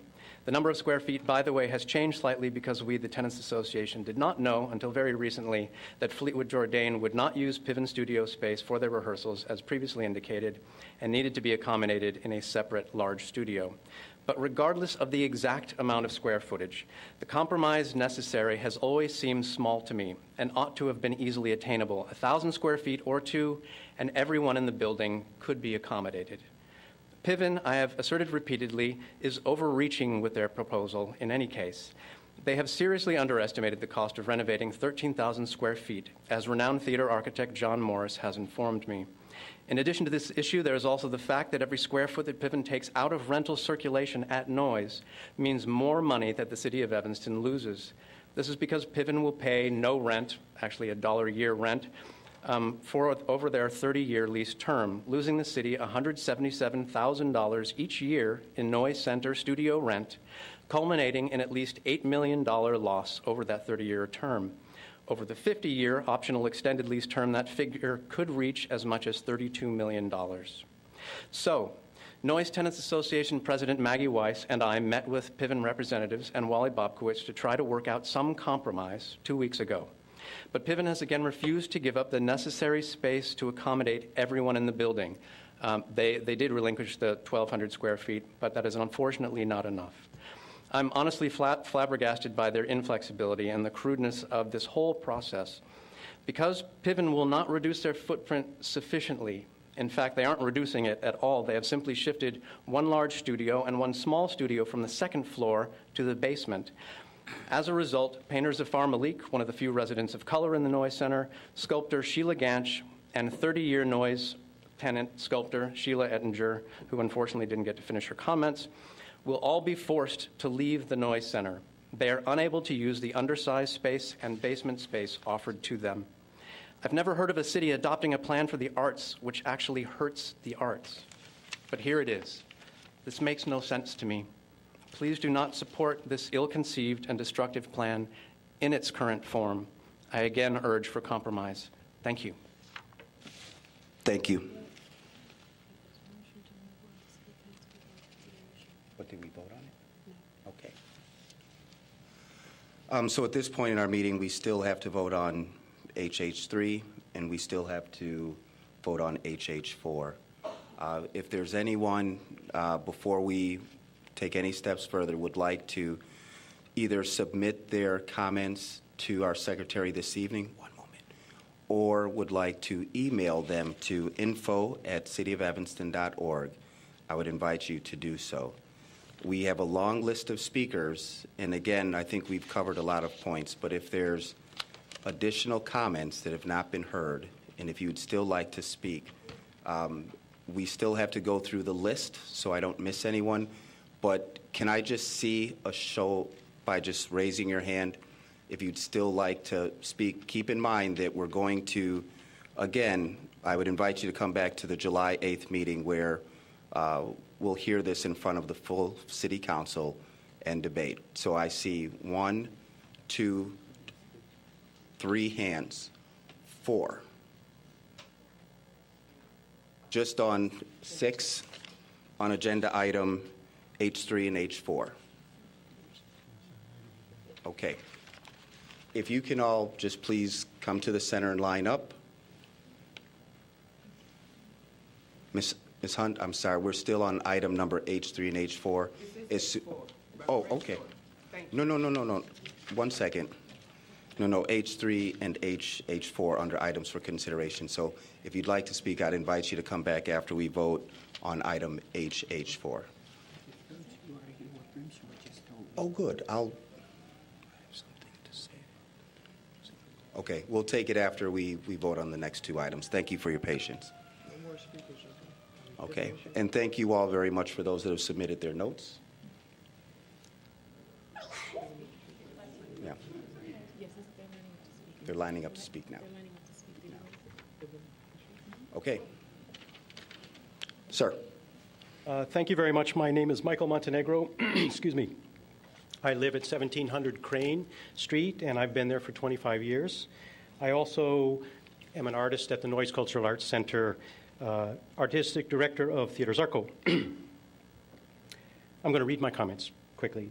I feel a deep responsibility to hold to the truth that this beautiful Noyes Center Arts Center belongs to all the people of Evanston. And I have no right, just because I enjoy the privilege of renting a studio, to hand this center over to a private entity. Like our post office, our libraries, our public schools, our water system, our fire department, our police department, the Noyes Cultural Arts Center is one of our publicly run, publicly shared treasures. These things are controlled by all of us, and we all enjoy the benefits they provide. If any of these become privately owned, which also means privately controlled, then we all pay for them with tax dollars, and dearly, while only the few enjoy the benefits. And an assault on any one of these public treasures is an assault on all and a threat to the very fabric of our community. If this sounds like hyperbole to you, I ask that you simply consider what is happening around the country, as in Detroit, Benton Harbor, and even as close as Chicago, with the sudden closing of 54 public schools, forcing more and more children into private charter schools.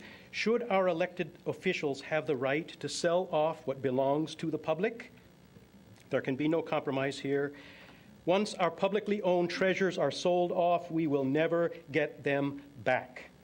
Once again, it is painful for me to oppose those who I consider friends and fellow artists, but I feel a deep responsibility to the larger community who have entrusted me with a space to practice my art. I must hold on to this shared privilege and pass it on to the next artists who will be in the need of space once I leave. The Piven Theater, too, has enjoyed many years of public support by developing their work in a publicly owned and publicly operated and publicly maintained building.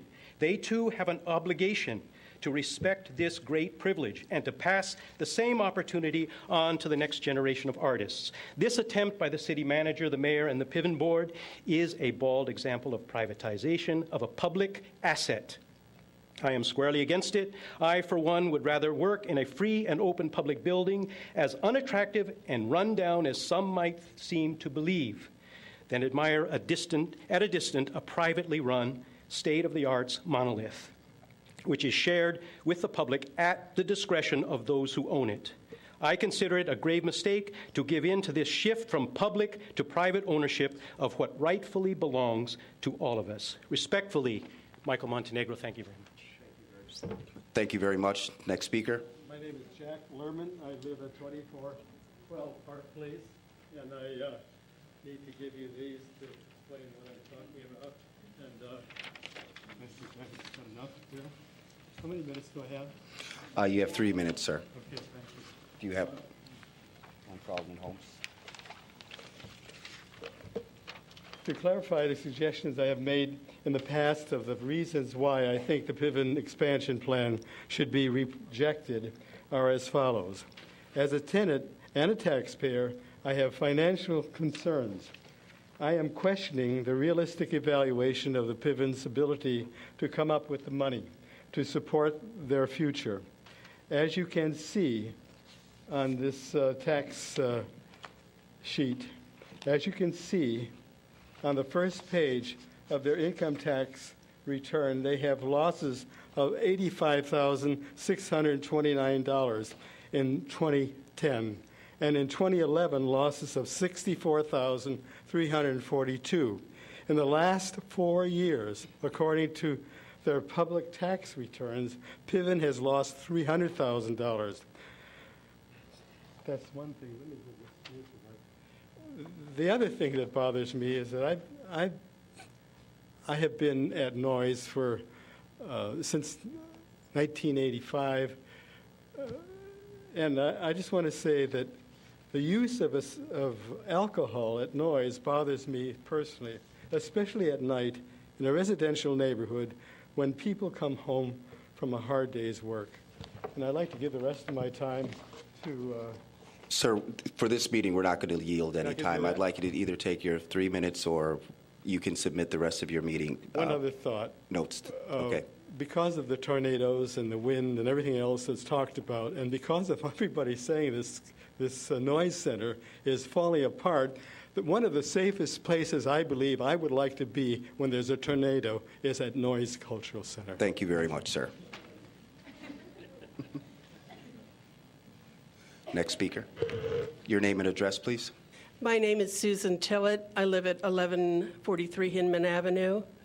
And I'd just like to remind everybody gathered here this evening of the famous and wise words of Evanston architect Daniel Burnham, who designed the Noyes Cultural Center. Make no little plans.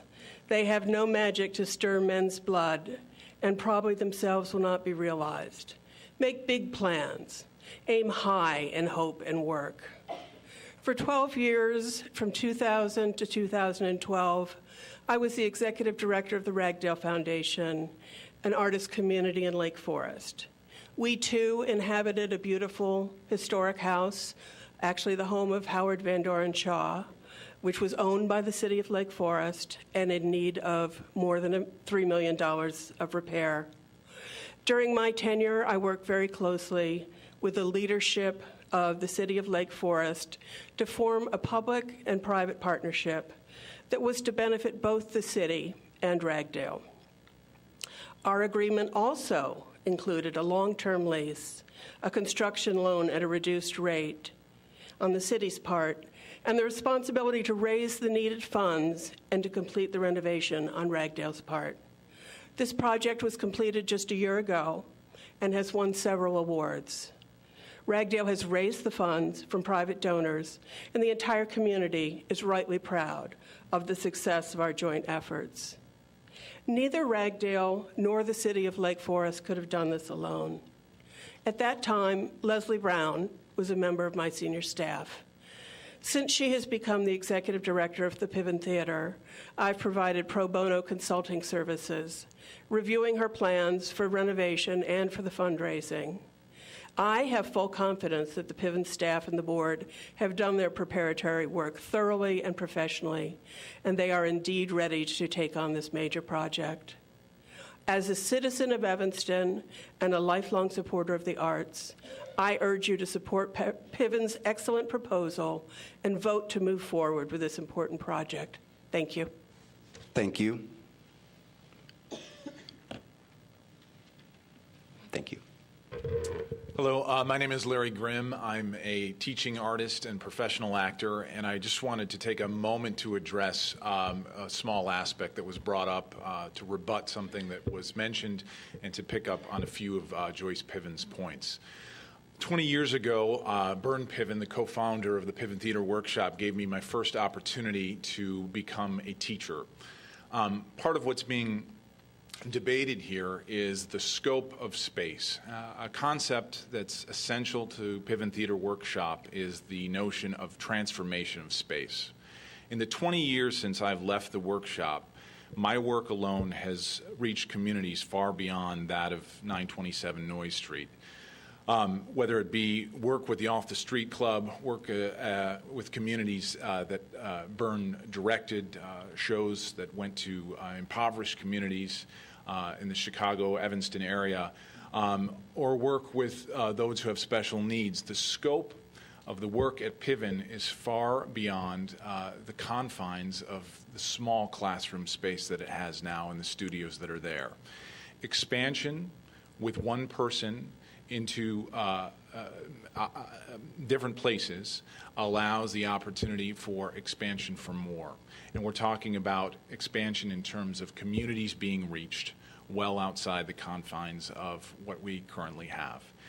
The notion of a theater being a safe place was brought up, and as if it was a contradiction. The work that is being done at the workshop creates safety. The communities that are being reached, the contact that is being made with communities outside of the immediate are strong and will continue to go forward. It only involves and requires expansion of people, and that's going to take space. Thank you. Next speaker. My name is Julie Phelan. I live at, I'm a little shorter, 2151 Sherman near the Noyes Center. We've heard lots of people tonight talking about what a great organization Piven is, and in spite of the frustration I feel with everything going on, I admit they're right. It is a good organization. It has a solid history in Evanston, and I'd like to see it succeed. I'm not here because I'm against Piven, and I'm not against rejuvenating this building. I'm here because after all the discussion and reworking, and more discussion and reworking, 2 years of this, the money still isn't right on this. I'm not against the proposal happening, but the money's not quite figured out yet. The money coming in and the money that will be spent doesn't balance out. Even the city manager himself has not, with the numbers in the last packet, with numbers shown how this works for the city budget. There was a mention that the income that comes in will make it closer to, I don't know. I want to see numbers. I want to see how this actually works out in the city budget. So let's be clear. This is not about worthiness of an organization. This is not a beauty contest. This is about how well numbers work long term. And if you've been following this and you've even been here tonight, you know that this planning has gotten kind of nutty. It's pretty emotional. There's a lot of thoughts on every side. And I've been thinking a lot about how to get back on track. One of the things I believe firmly is that this project needs neutral oversight. The mayor has given her employee, the city manager, a mandate to offer Piven an attractive deal in Evanston. And it is his job to put the mayor's plan in place. Despite the fact that the city manager has direct influence over city funds, and despite the fact that his job requires him to prefer a certain outcome in this case, he has been leading and mediating this project. And to me, as an outsider, this seems like a clear conflict of interest. The Tenants Association has been left to fend off the combined force of both Piven and the city manager. This project needs a neutral voice. Perhaps some aldermen, perhaps the Arts Council, perhaps an acceptable mediator to both sides could be appointed to moderate and lead this forward. With a neutral leader, other voices are needed too.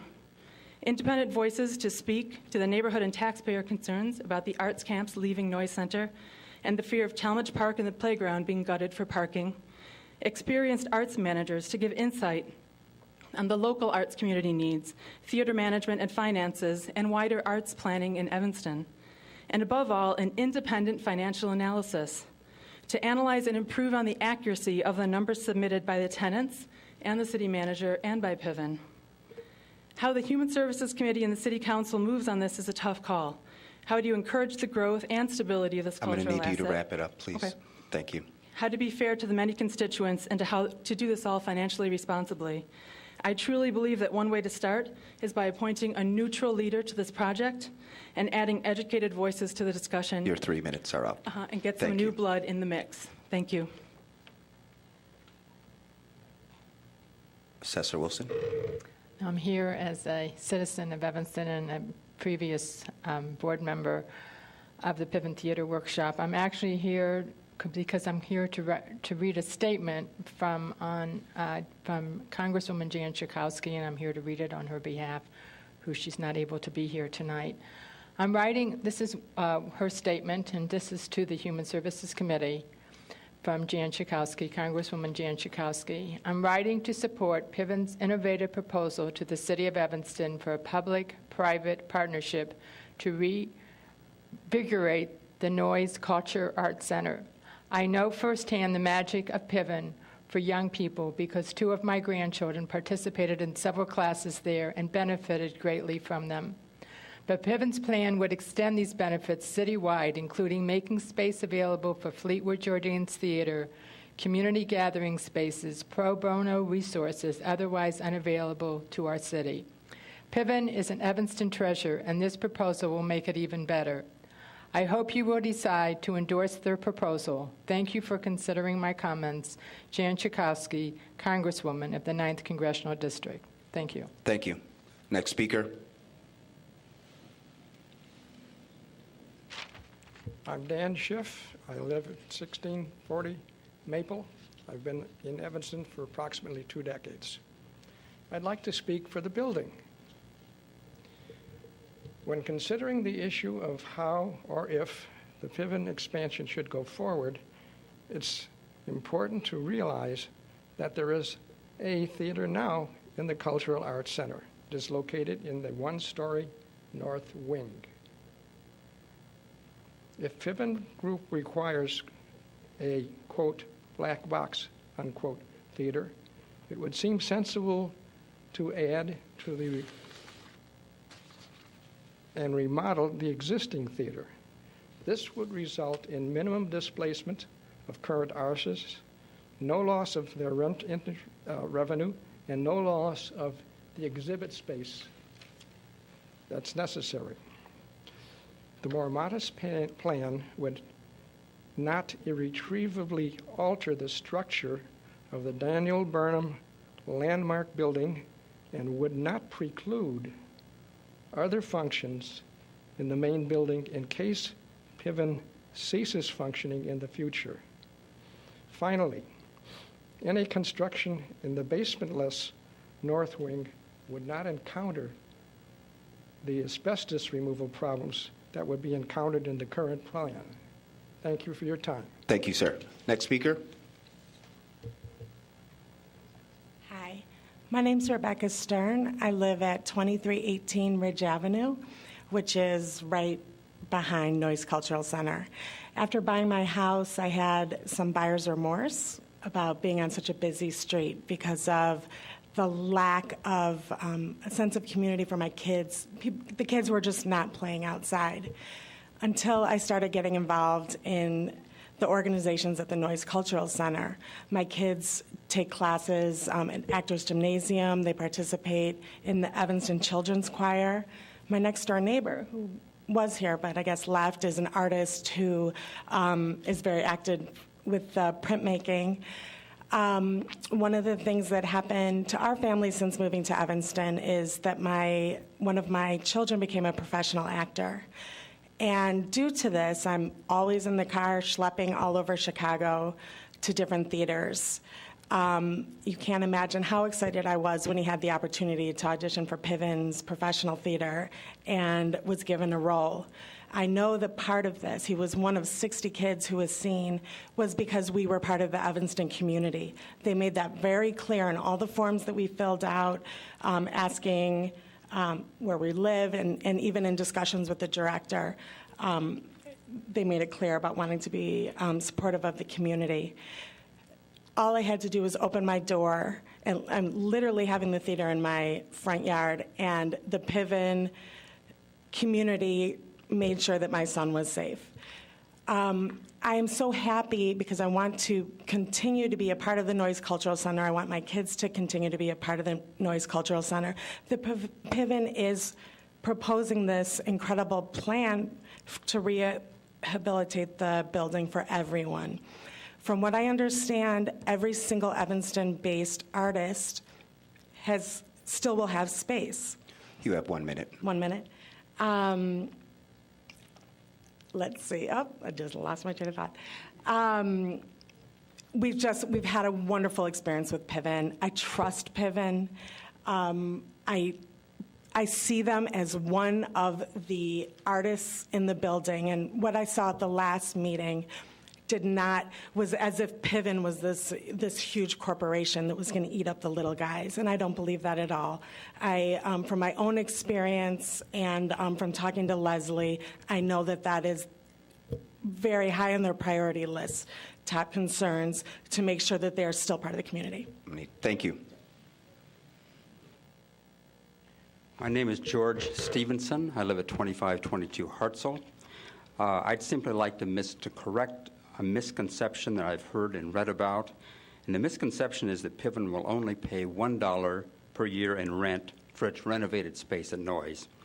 Although only $1 is defined as rent, in fact, Piven's proposal is for it to invest $3.5 million in cash pro bono services and note payments into the building over the initial term of its lease, plus pay over $700,000 to the city in interest.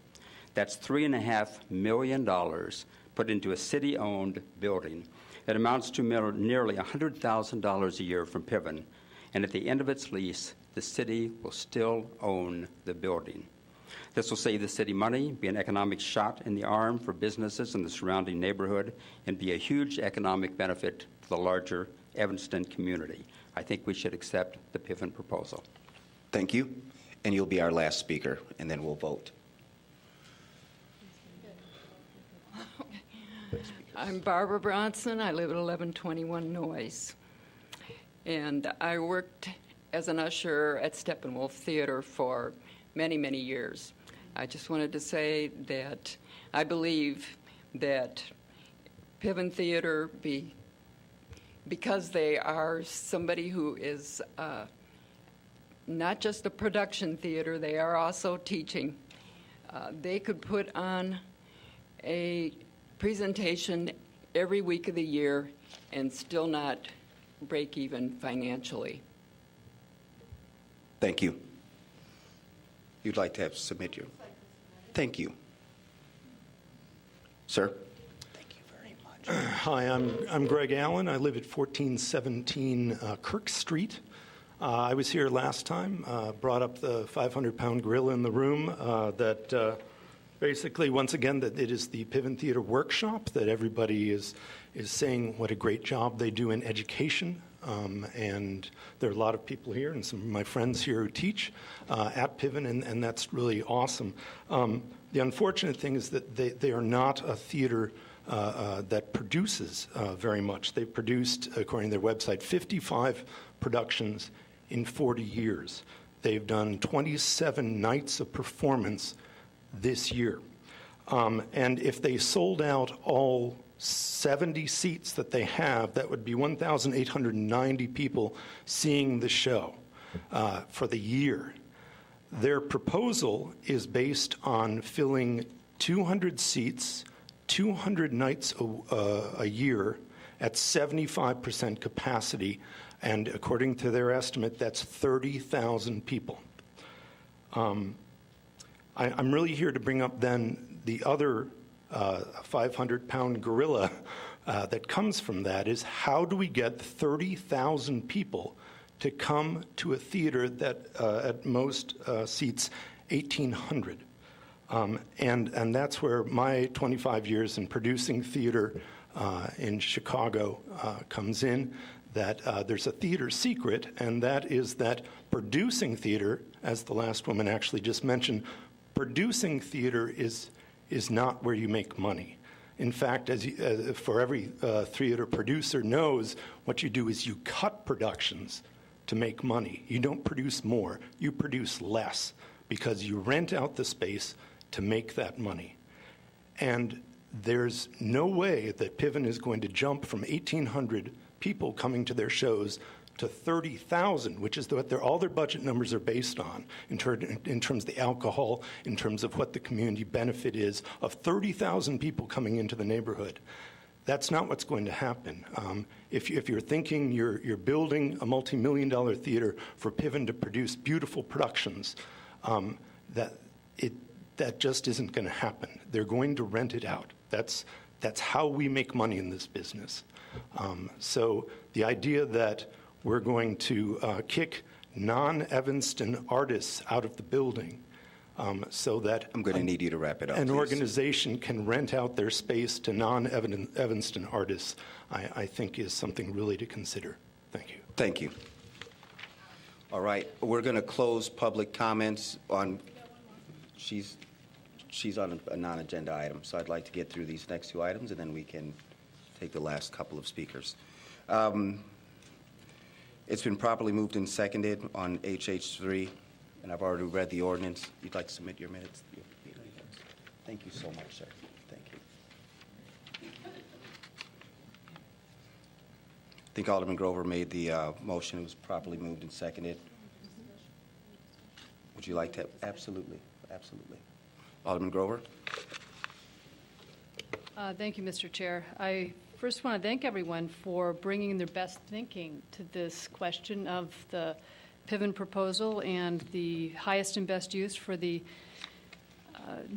for our Noyes Cultural Arts Center. I think we've created kind of an atmosphere here where everybody felt that they could speak. So I really appreciate your civility tonight. Much appreciated. And for submitting remarks in writing, I promise that they will be attached to the public record, thanks to Ms. White, and we will read them. I guess for me, one of the question is, knowing that we cannot substitute our judgment for what Piven says it needs in the way of space and facility, we have to ask ourselves, too, are we ready to let Piven go if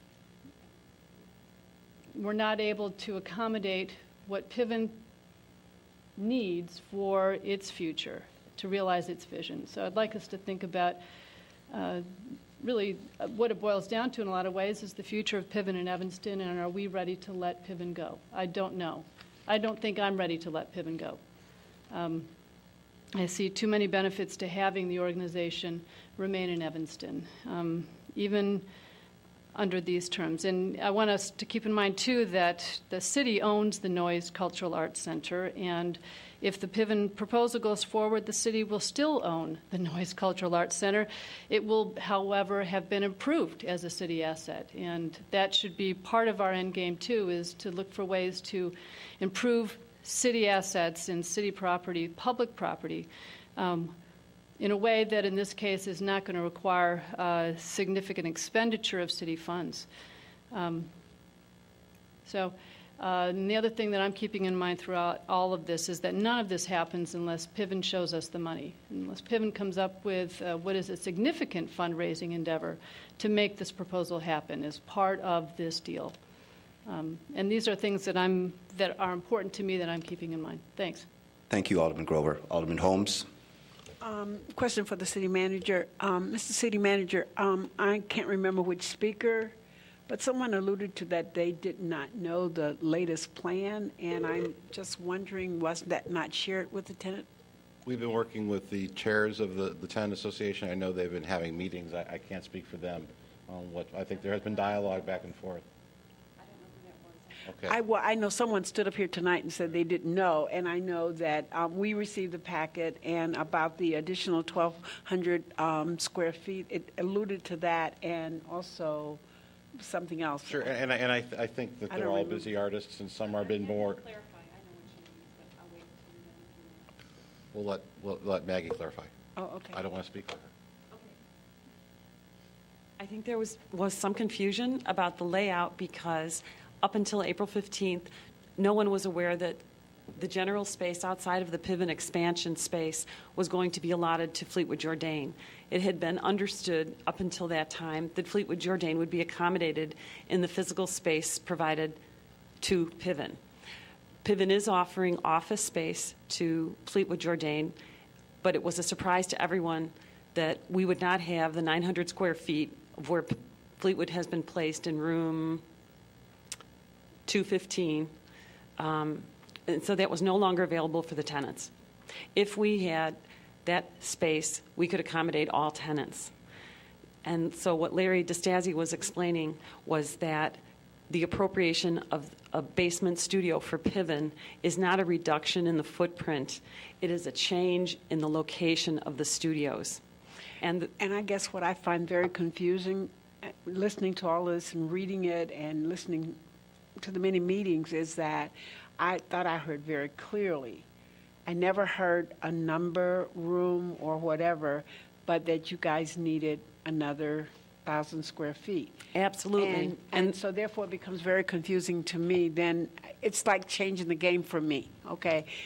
Then you come back and say, well, yeah, that's okay, but we want it to be at a certain spot. And I think that maybe being clear about what it is, at least for me, I'm not an expert. I'm just listening and trying to be fair and to hear fairly. So when I hear something like that, then it really confuses me in terms of who's talking to who. I understand completely. I understand your concern because we had the same concern. And I spoke with Leslie Brown about it, and her view was that there was not adequate information provided by the city to Piven of what the needs of the Fleetwood Jourdain Theater would be. And so once they realized what the needs of the Fleetwood Jourdain Theater would be, they realized they could not accommodate them and their square footage in the expansion, and that tenant space would have to be further reduced by accommodating Fleetwood Jourdain. So it's a combination of incomplete information on both sides. Well, and I hear that, except that when you're saying that it has to be reduced when it's being increased. So again, I'm confused. I'm thinking 2 meetings ago, 3 meetings ago, I can't even remember how many meetings ago, that it was said about, and I don't want this to come out then that, it falls in that this is going to be because of Fleetwood, but that's what it sounds like. And that I find someone called me on Friday with that same kind of indication, and I feel like it's very, very confusing to me in terms of if everybody's not saying exactly what it is that they want. If you say square footage to me and I give you square footage, then that ought to be the end of it, rather than, it has to be a certain square footage. Allow me to elaborate, because in the meetings I've had with the city manager and with Leslie Brown reiterated that they were ceding some space that had been appropriated in their plan. Mm-hmm. However, the more specific way of describing that is she was changing the demand for space by Piven to go from a second floor studio to a basement studio. So what Mr. DeStasi explained is that wasn't a reduction in square feet, it was a moving around of rooms, so that they're still having the same amount of square footage. It simply includes a basement studio, freeing more space upstairs. However, combined with the collective demands, our information was incomplete at the time that Larry DeStasi stated all we need is 1,000 square feet. He was incorrect because he wasn't speaking with the knowledge that Fleetwood Jourdain would not be in the Piven space. Okay. Does that help? Okay. Yeah, thank you.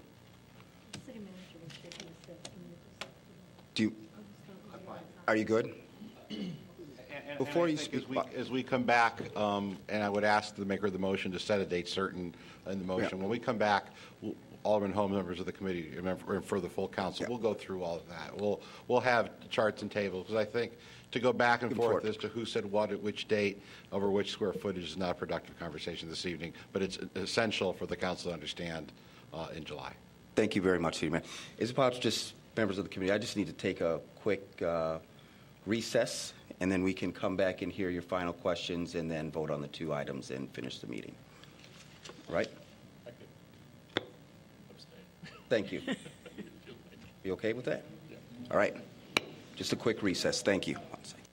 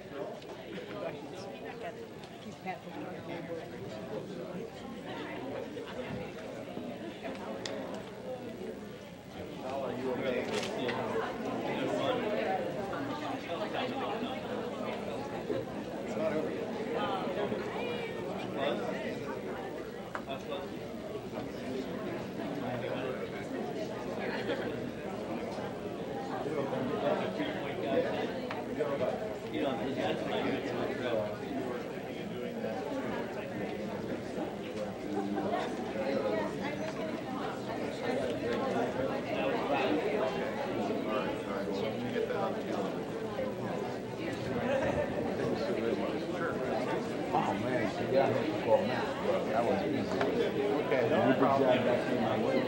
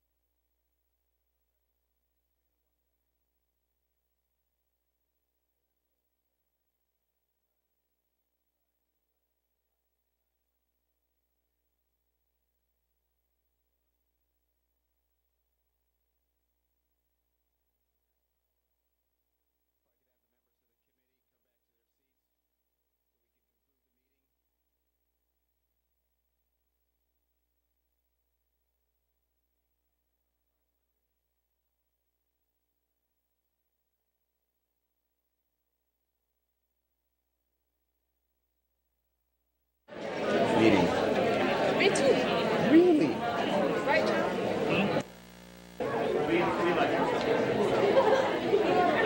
Alderman Tandem.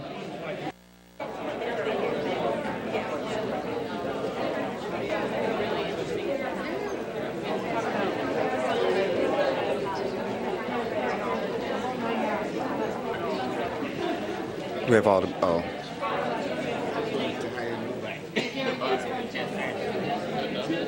Alderman Holmes, can you please join us? Thank you. How are you doing? How are you? Hello there. You okay? All I have right. to add you to my email so you can get the notification. Right. Yes. Okay, so.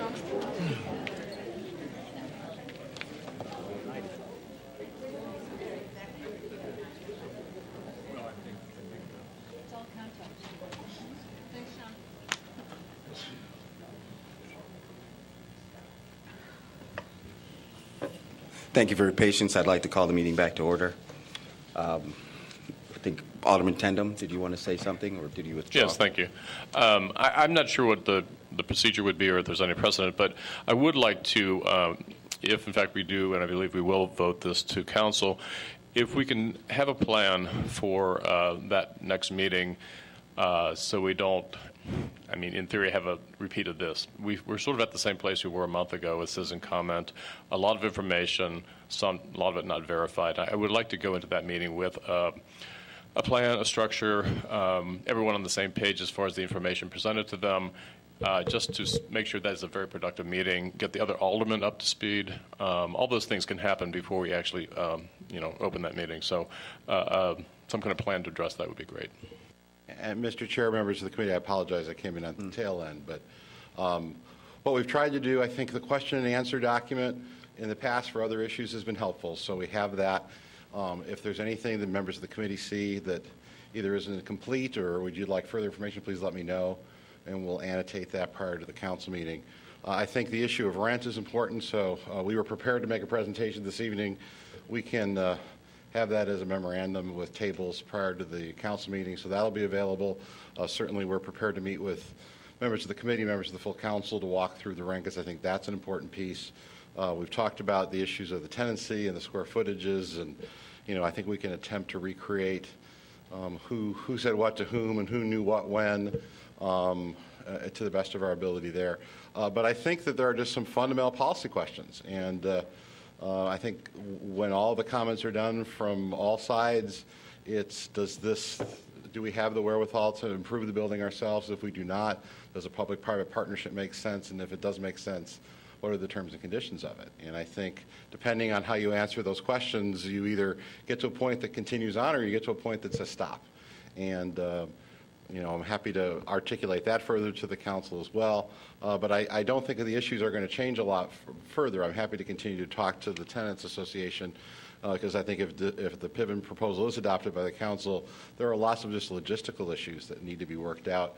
And I'm happy if they're interested to talk about that over the next few weeks, we can do that. But I think a lot of the facts are known, and I think it's really going to come down to where does the council see the building going. This is an issue that has been before the community, before previous city councils for a long period of time. And I think that whatever the decision, it's a decision. And I think that Evanston's going to be better served, dare I say really with whatever you decide, but a decision itself will help us move forward and make sure that that building in whatever form with whatever tenants is there in the long term. Because really, if you recall, which will now be 3 years in June, 3 years ago, this council said, let's figure it out. Long before all this discussion of the particulars, but you said 3 years ago, the Harley Clark Mansion is an important resource. The Noyes Cultural Arts Center is an important resource. Let's figure out a way to deal with these issues that we have not collectively as a community been able to over a long period of time. So, again, if there's other thoughts, Mr. Chairman, members of the committee, as we get closer, I'm happy to provide whatever additional information makes sense. Thank you, City Manager. Alderman Grover. Mr. City Manager, thank you, Mr. Chair. Is there a way to, instead of putting this information, the additional documents into a meeting packet materials, to put it up separately in a location on the city's website so it's easily searched and found?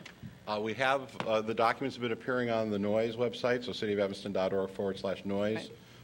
The information for this evening was there with a bookmark, so you're able to get to the first page from that link. We can, as we get closer to then the July 8th meeting, repeat that. I think it goes back again. We'll provide all the factual information that we have, and it comes down to a policy question for the council. Thank you. It's pretty clear that it will be important for that discussion that we're all on the same page, that we all have the same information. And again, Alderman Grover, members of the committee, my only fear is that even if you all have the same information, reasonable people can look at the same information different ways. And I guess if you have any suggestions as to how to minimize that, I'm certainly open to them. But I think that's been one of our challenges is that, the facts are the facts, but then people view the facts with whatever lens they choose to view them. So our goal all along has been to make sure that you have everything straight up. There are no secrets. There are no hidden anything. It's a matter of a difficult policy decision that unfortunately you all and your colleagues on the 79th City Council get to make. If it had been made 10 years ago, 15 years ago, 20 years ago, perhaps it either wouldn't be so hard or we wouldn't even be having this discussion. And the Harley Clark Mansion, I think, unfortunately gets thrown in that same bucket. But clearly the community wants us all to focus on the arts, wants us all to focus on both physical resources and organizational resources, and we're in the thick of it now. Thank you.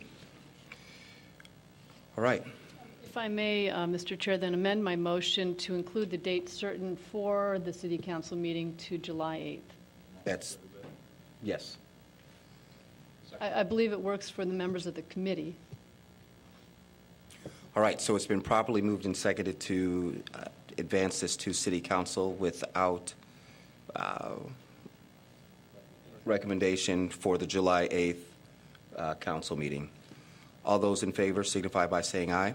Aye. Any opposed? All right. Are you ready to take item HH4, Resolution 8R13, authorizing the city manager to execute an amendment of a lease agreement with Piven Theater Workshop, Inc.?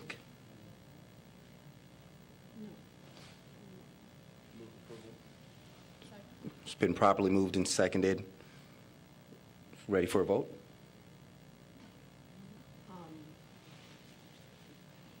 You have to have it ready anyway. Well, just to move it. We're just moving it. We're not voting, just to move it. All right. We're just moving it. Moving it without a recommendation. It's July 8th meeting. It's been properly moved and seconded. Is there any discussion? All right.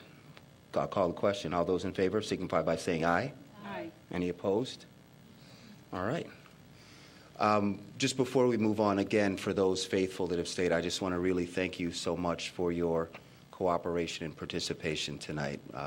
Public comments is very important to all of us, and so for those of you that submitted your minutes, your comments, whether in writing or will do so by email, I thank you. We have three speakers who want to speak on non-agendas. Ms. Hunt. Thank you very much. What's that? I'm very, very hurt. You told Brimshaw to talk to me. Mm-hmm. Brimshaw tried to leave here twice without talking to me, and if it wasn't for Mr. Green, he kept had me coming. He tried to leave. When he got up to me, and I had my eyes looking downward, he says, well, we're going to get the gate. We've ordered that fence 2 months ago. And I was looking down like this, listening. He did me just like this. You look at me in my eyes like I'm going to look in your eyes. Who do you think you are? You look at me and respect me like I'm supposed to respect you. I was just so outdone. I said, sir, I'm 66 years old. I have a lot of hurt with me. Well, I don't care. You still look at me. You see my eyes? You look in my eyes and talk to me. That is not a way to talk to me. I'm a human being. Right. Now, you sit up here and talk about the Emerson Square and how much respect you have for people and everything, then you ought to show something. I was raised to respect and treat people the same way that you want them to talk to you. Then when he got to talking about the fence, well, we ordered that gate 2 months ago. So he's talking about after he talked to Ms. Holmes. They have not ordered. I said, I called you today, and Sydney told me the gate had not been ordered because they had a pricing, but nobody showed them what it looked like, and they was not paying for nothing that they didn't know what it looked like. He said, oh, Sydney couldn't have told you that. I said, I'm telling you what she told me. Then he up and says, well, the gate is not going to stop the crime, and neither is the fence. And so I says, let me tell you something. I'm like Open Church Street.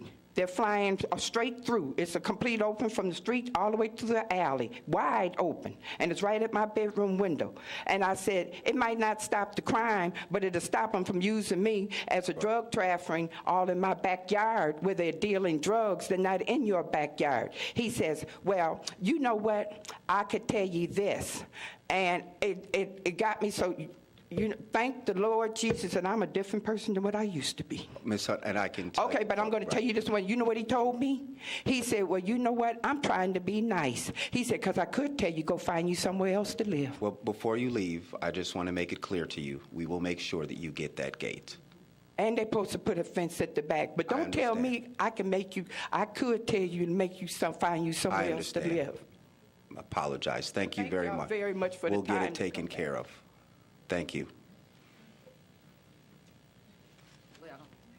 My name is Sheila Whiteman. I live at 1607 Emerson. I live at 1607 Emerson.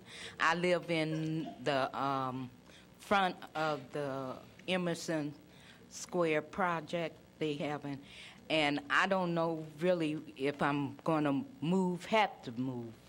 But what I'm discussing, all the buildings that they're putting up, I feel that I'm like a low-income person, and I feel that some of these buildings that they have, they should be able to low-income people.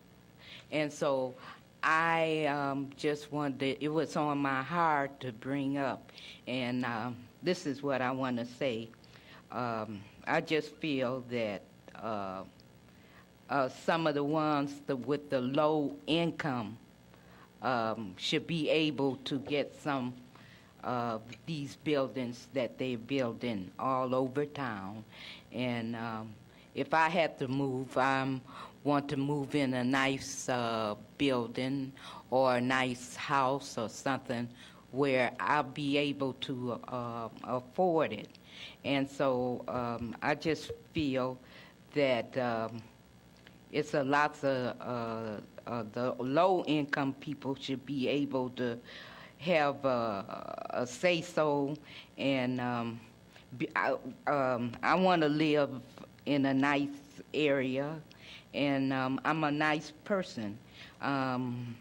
Everybody is not bad, and you should be able to respect others and your neighbors. I get along with my neighbors, and I'm just a good person. And so I just feel everybody is not bad, and different ones wants to be able to live next door to somebody. We shouldn't be able to. I just feel that we're just as good as the next person, and I feel that if I had to move, I want to live in a nice area, and I can get along with everybody else. So we should be able to get along with each other without fighting or having words, you know, because I feel that I'm just as good as the next person, and I'm not a bad person.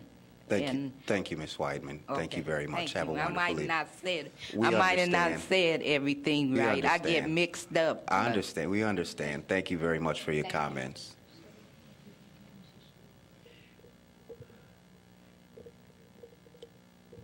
My name is Carolyn Murray, 1900 block of Gray. With much disappointment, I'm here again. Justin Murray was killed November 29th, 2012, so it's been 6 months. I was coming to say something, but actually Pat already reconfirmed one of the issues that I'm going to mention, but there's 3 things. So clearly, I will mention 3 things, but I am here officially to ask this committee to investigate, reply to me, and substantiate the issues that I'm bringing before you. So let me predicate by saying that Pat also told me that during the conversation that she had with Brenshaw, that Brenshaw specifically said to her that the issues that she was having in regards to safety and gunshots being fired were a family feud.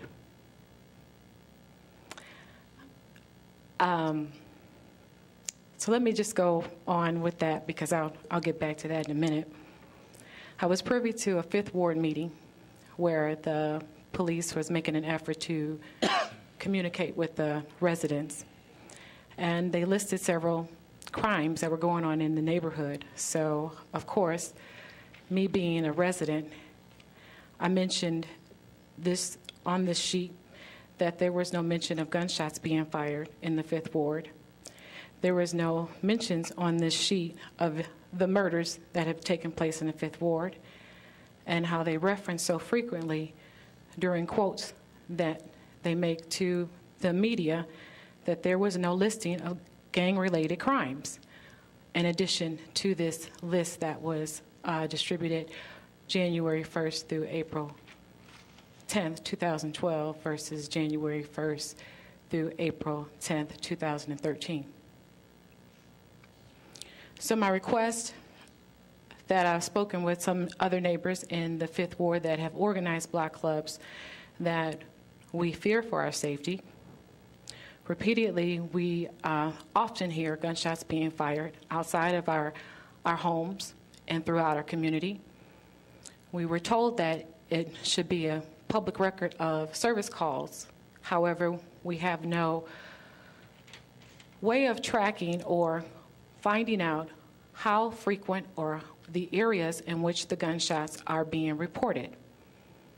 Some of the neighbors have taken it upon themselves to individually blog each other or email each other in references to gunshots that they have heard throughout the community. We don't feel that it's fair if this indeed are police service calls, which I am privy to having a police service call on April 9th, that gunshots were fired outside of my home at 2 o'clock in the morning, and I did request to see an officer that did not show up to my home until 5 o'clock that morning after reporting the gunshots being fired at 2 in the morning. So we never found that tracking for that particular incident when the gunshots were being fired. So now the neighborhood, the community, is wanting to know if indeed we have the block of Darrell that's calling about gunshots being fired. We have the block of Gray that's calling about gunshots being fired. We have Emerson and Hartree calling about gunshots being fired. Why aren't we privy to the areas in which the gunshots are being fired throughout our ward? And why isn't it accessible for us to be privy to know where these gunshots are being fired? Thank you. So your question, Ms. Murray, is just a calls for service for the gunshot? We want to see the tracking of the gunshots being fired. We would like to access and know where the gunshots are being fired. If my neighbor has reported gunshots on Monday and I'm reporting gunshots on Tuesday, we should be able to access that information. Okay. And what was the period of time that you mentioned? The period of time that I meant, why is it not public record? If a service call, if police are dispersed to a service call for gunshots being fired, why isn't it not tracked? Why can an average citizen not see that? Okay. Thank you very much. One of three. My next one, the police media person, Jay Parrott, under the leadership of Chief Ebbington. I have 2 quotes from 2 most recent articles that will reference what I mentioned in the beginning from Pat. Police say that the recent shootings incidents near Fleetwood appear to be related to an ongoing feud in the area that claimed 2 lives late last year. End quote. Another reference, police have attributed the ongoing violence which resulted in a series of shootings which occurred late last year to ongoing feuds between warning families and individuals with overtone of gang involvement. Unquote. It also goes on to list my son's name, Justin Murray, who was fatally shot November 29th. I raised my children. I have never bailed Justin out of jail. I have never saw my son privy to any gang-related. I raised my children. I bid Justin farewell. I dropped him off at the airport to go to California to pursue school and work, and Justin was gunned down in front of his grandmother's house, as we all know. As a mother, and I have came to this committee before, it is so disrespectful to have to explain to people who don't know how wonderful and how beautiful his smile was. And if the President of the United States can look me in my eye and tell me that he was just in the wrong place at the wrong time, why is it that I have to come back to Evanston and constantly make mention to this lady who was talking to Brenshaw, who Brenshaw feels that, oh, you don't have anything to fear. It was a family feud. Well, we all know that it's not a family feud. And if it is a family feud, I'm not related to these people. But that's besides the point, because I said that months ago. But it is 6 months later. The murder is unsolved. Unsolved.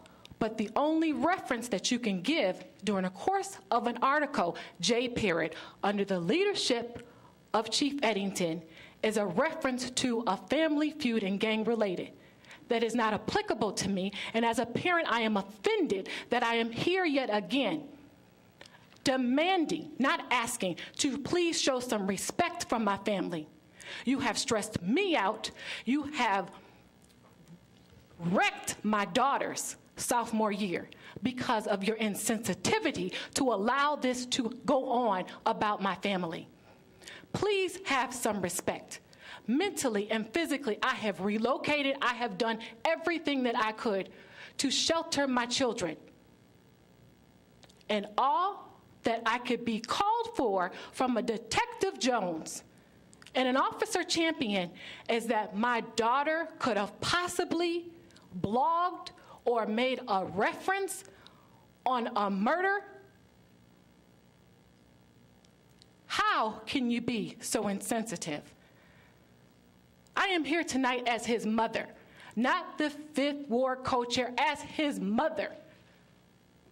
And you can't reply to anything. You can't reply to the FBI when I called them and said all the so disrespectful, no snitching. Well, they're telling everything on Facebook. They have no problem with tweeting and Facebooking and saying all these things about me and my family, what they want to do, what they could do, but you can't get any assistance from the FBI to solve the case. But you darn sure could publicly go with so many disrespectful insults to my family. And I'm sick of it. And I've inquired throughout this whole entire city on where do you get this factual lies about my family. My daughter did not, and I repeat it, she did not do that. And how a detective who is assigned to solve a murder could insinuate that she should.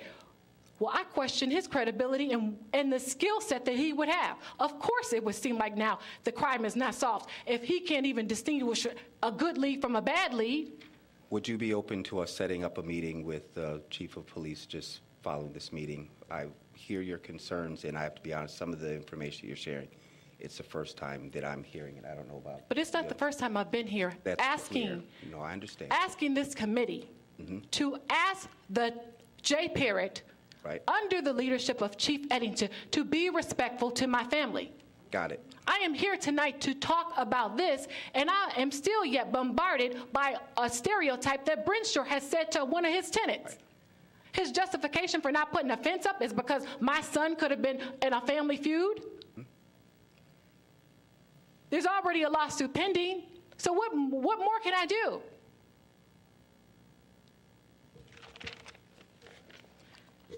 I've asked for an investigation, and a reply, and substantiation to requesting tracking for J. Parrott to be allowed, under the leadership of Chief Eddington, to constantly put these lies out about my family.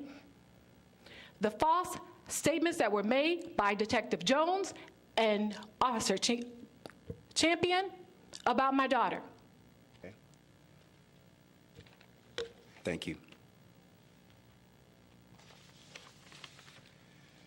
Members of the committee, we have one last item, communication. Are there any other items or any items for communication? All right. Looking for a motion to adjourn. Move to adjourn. It's been properly moved and seconded. All those in favor signify by saying aye. Aye. Ayes have it. The meeting's adjourned. Thank you.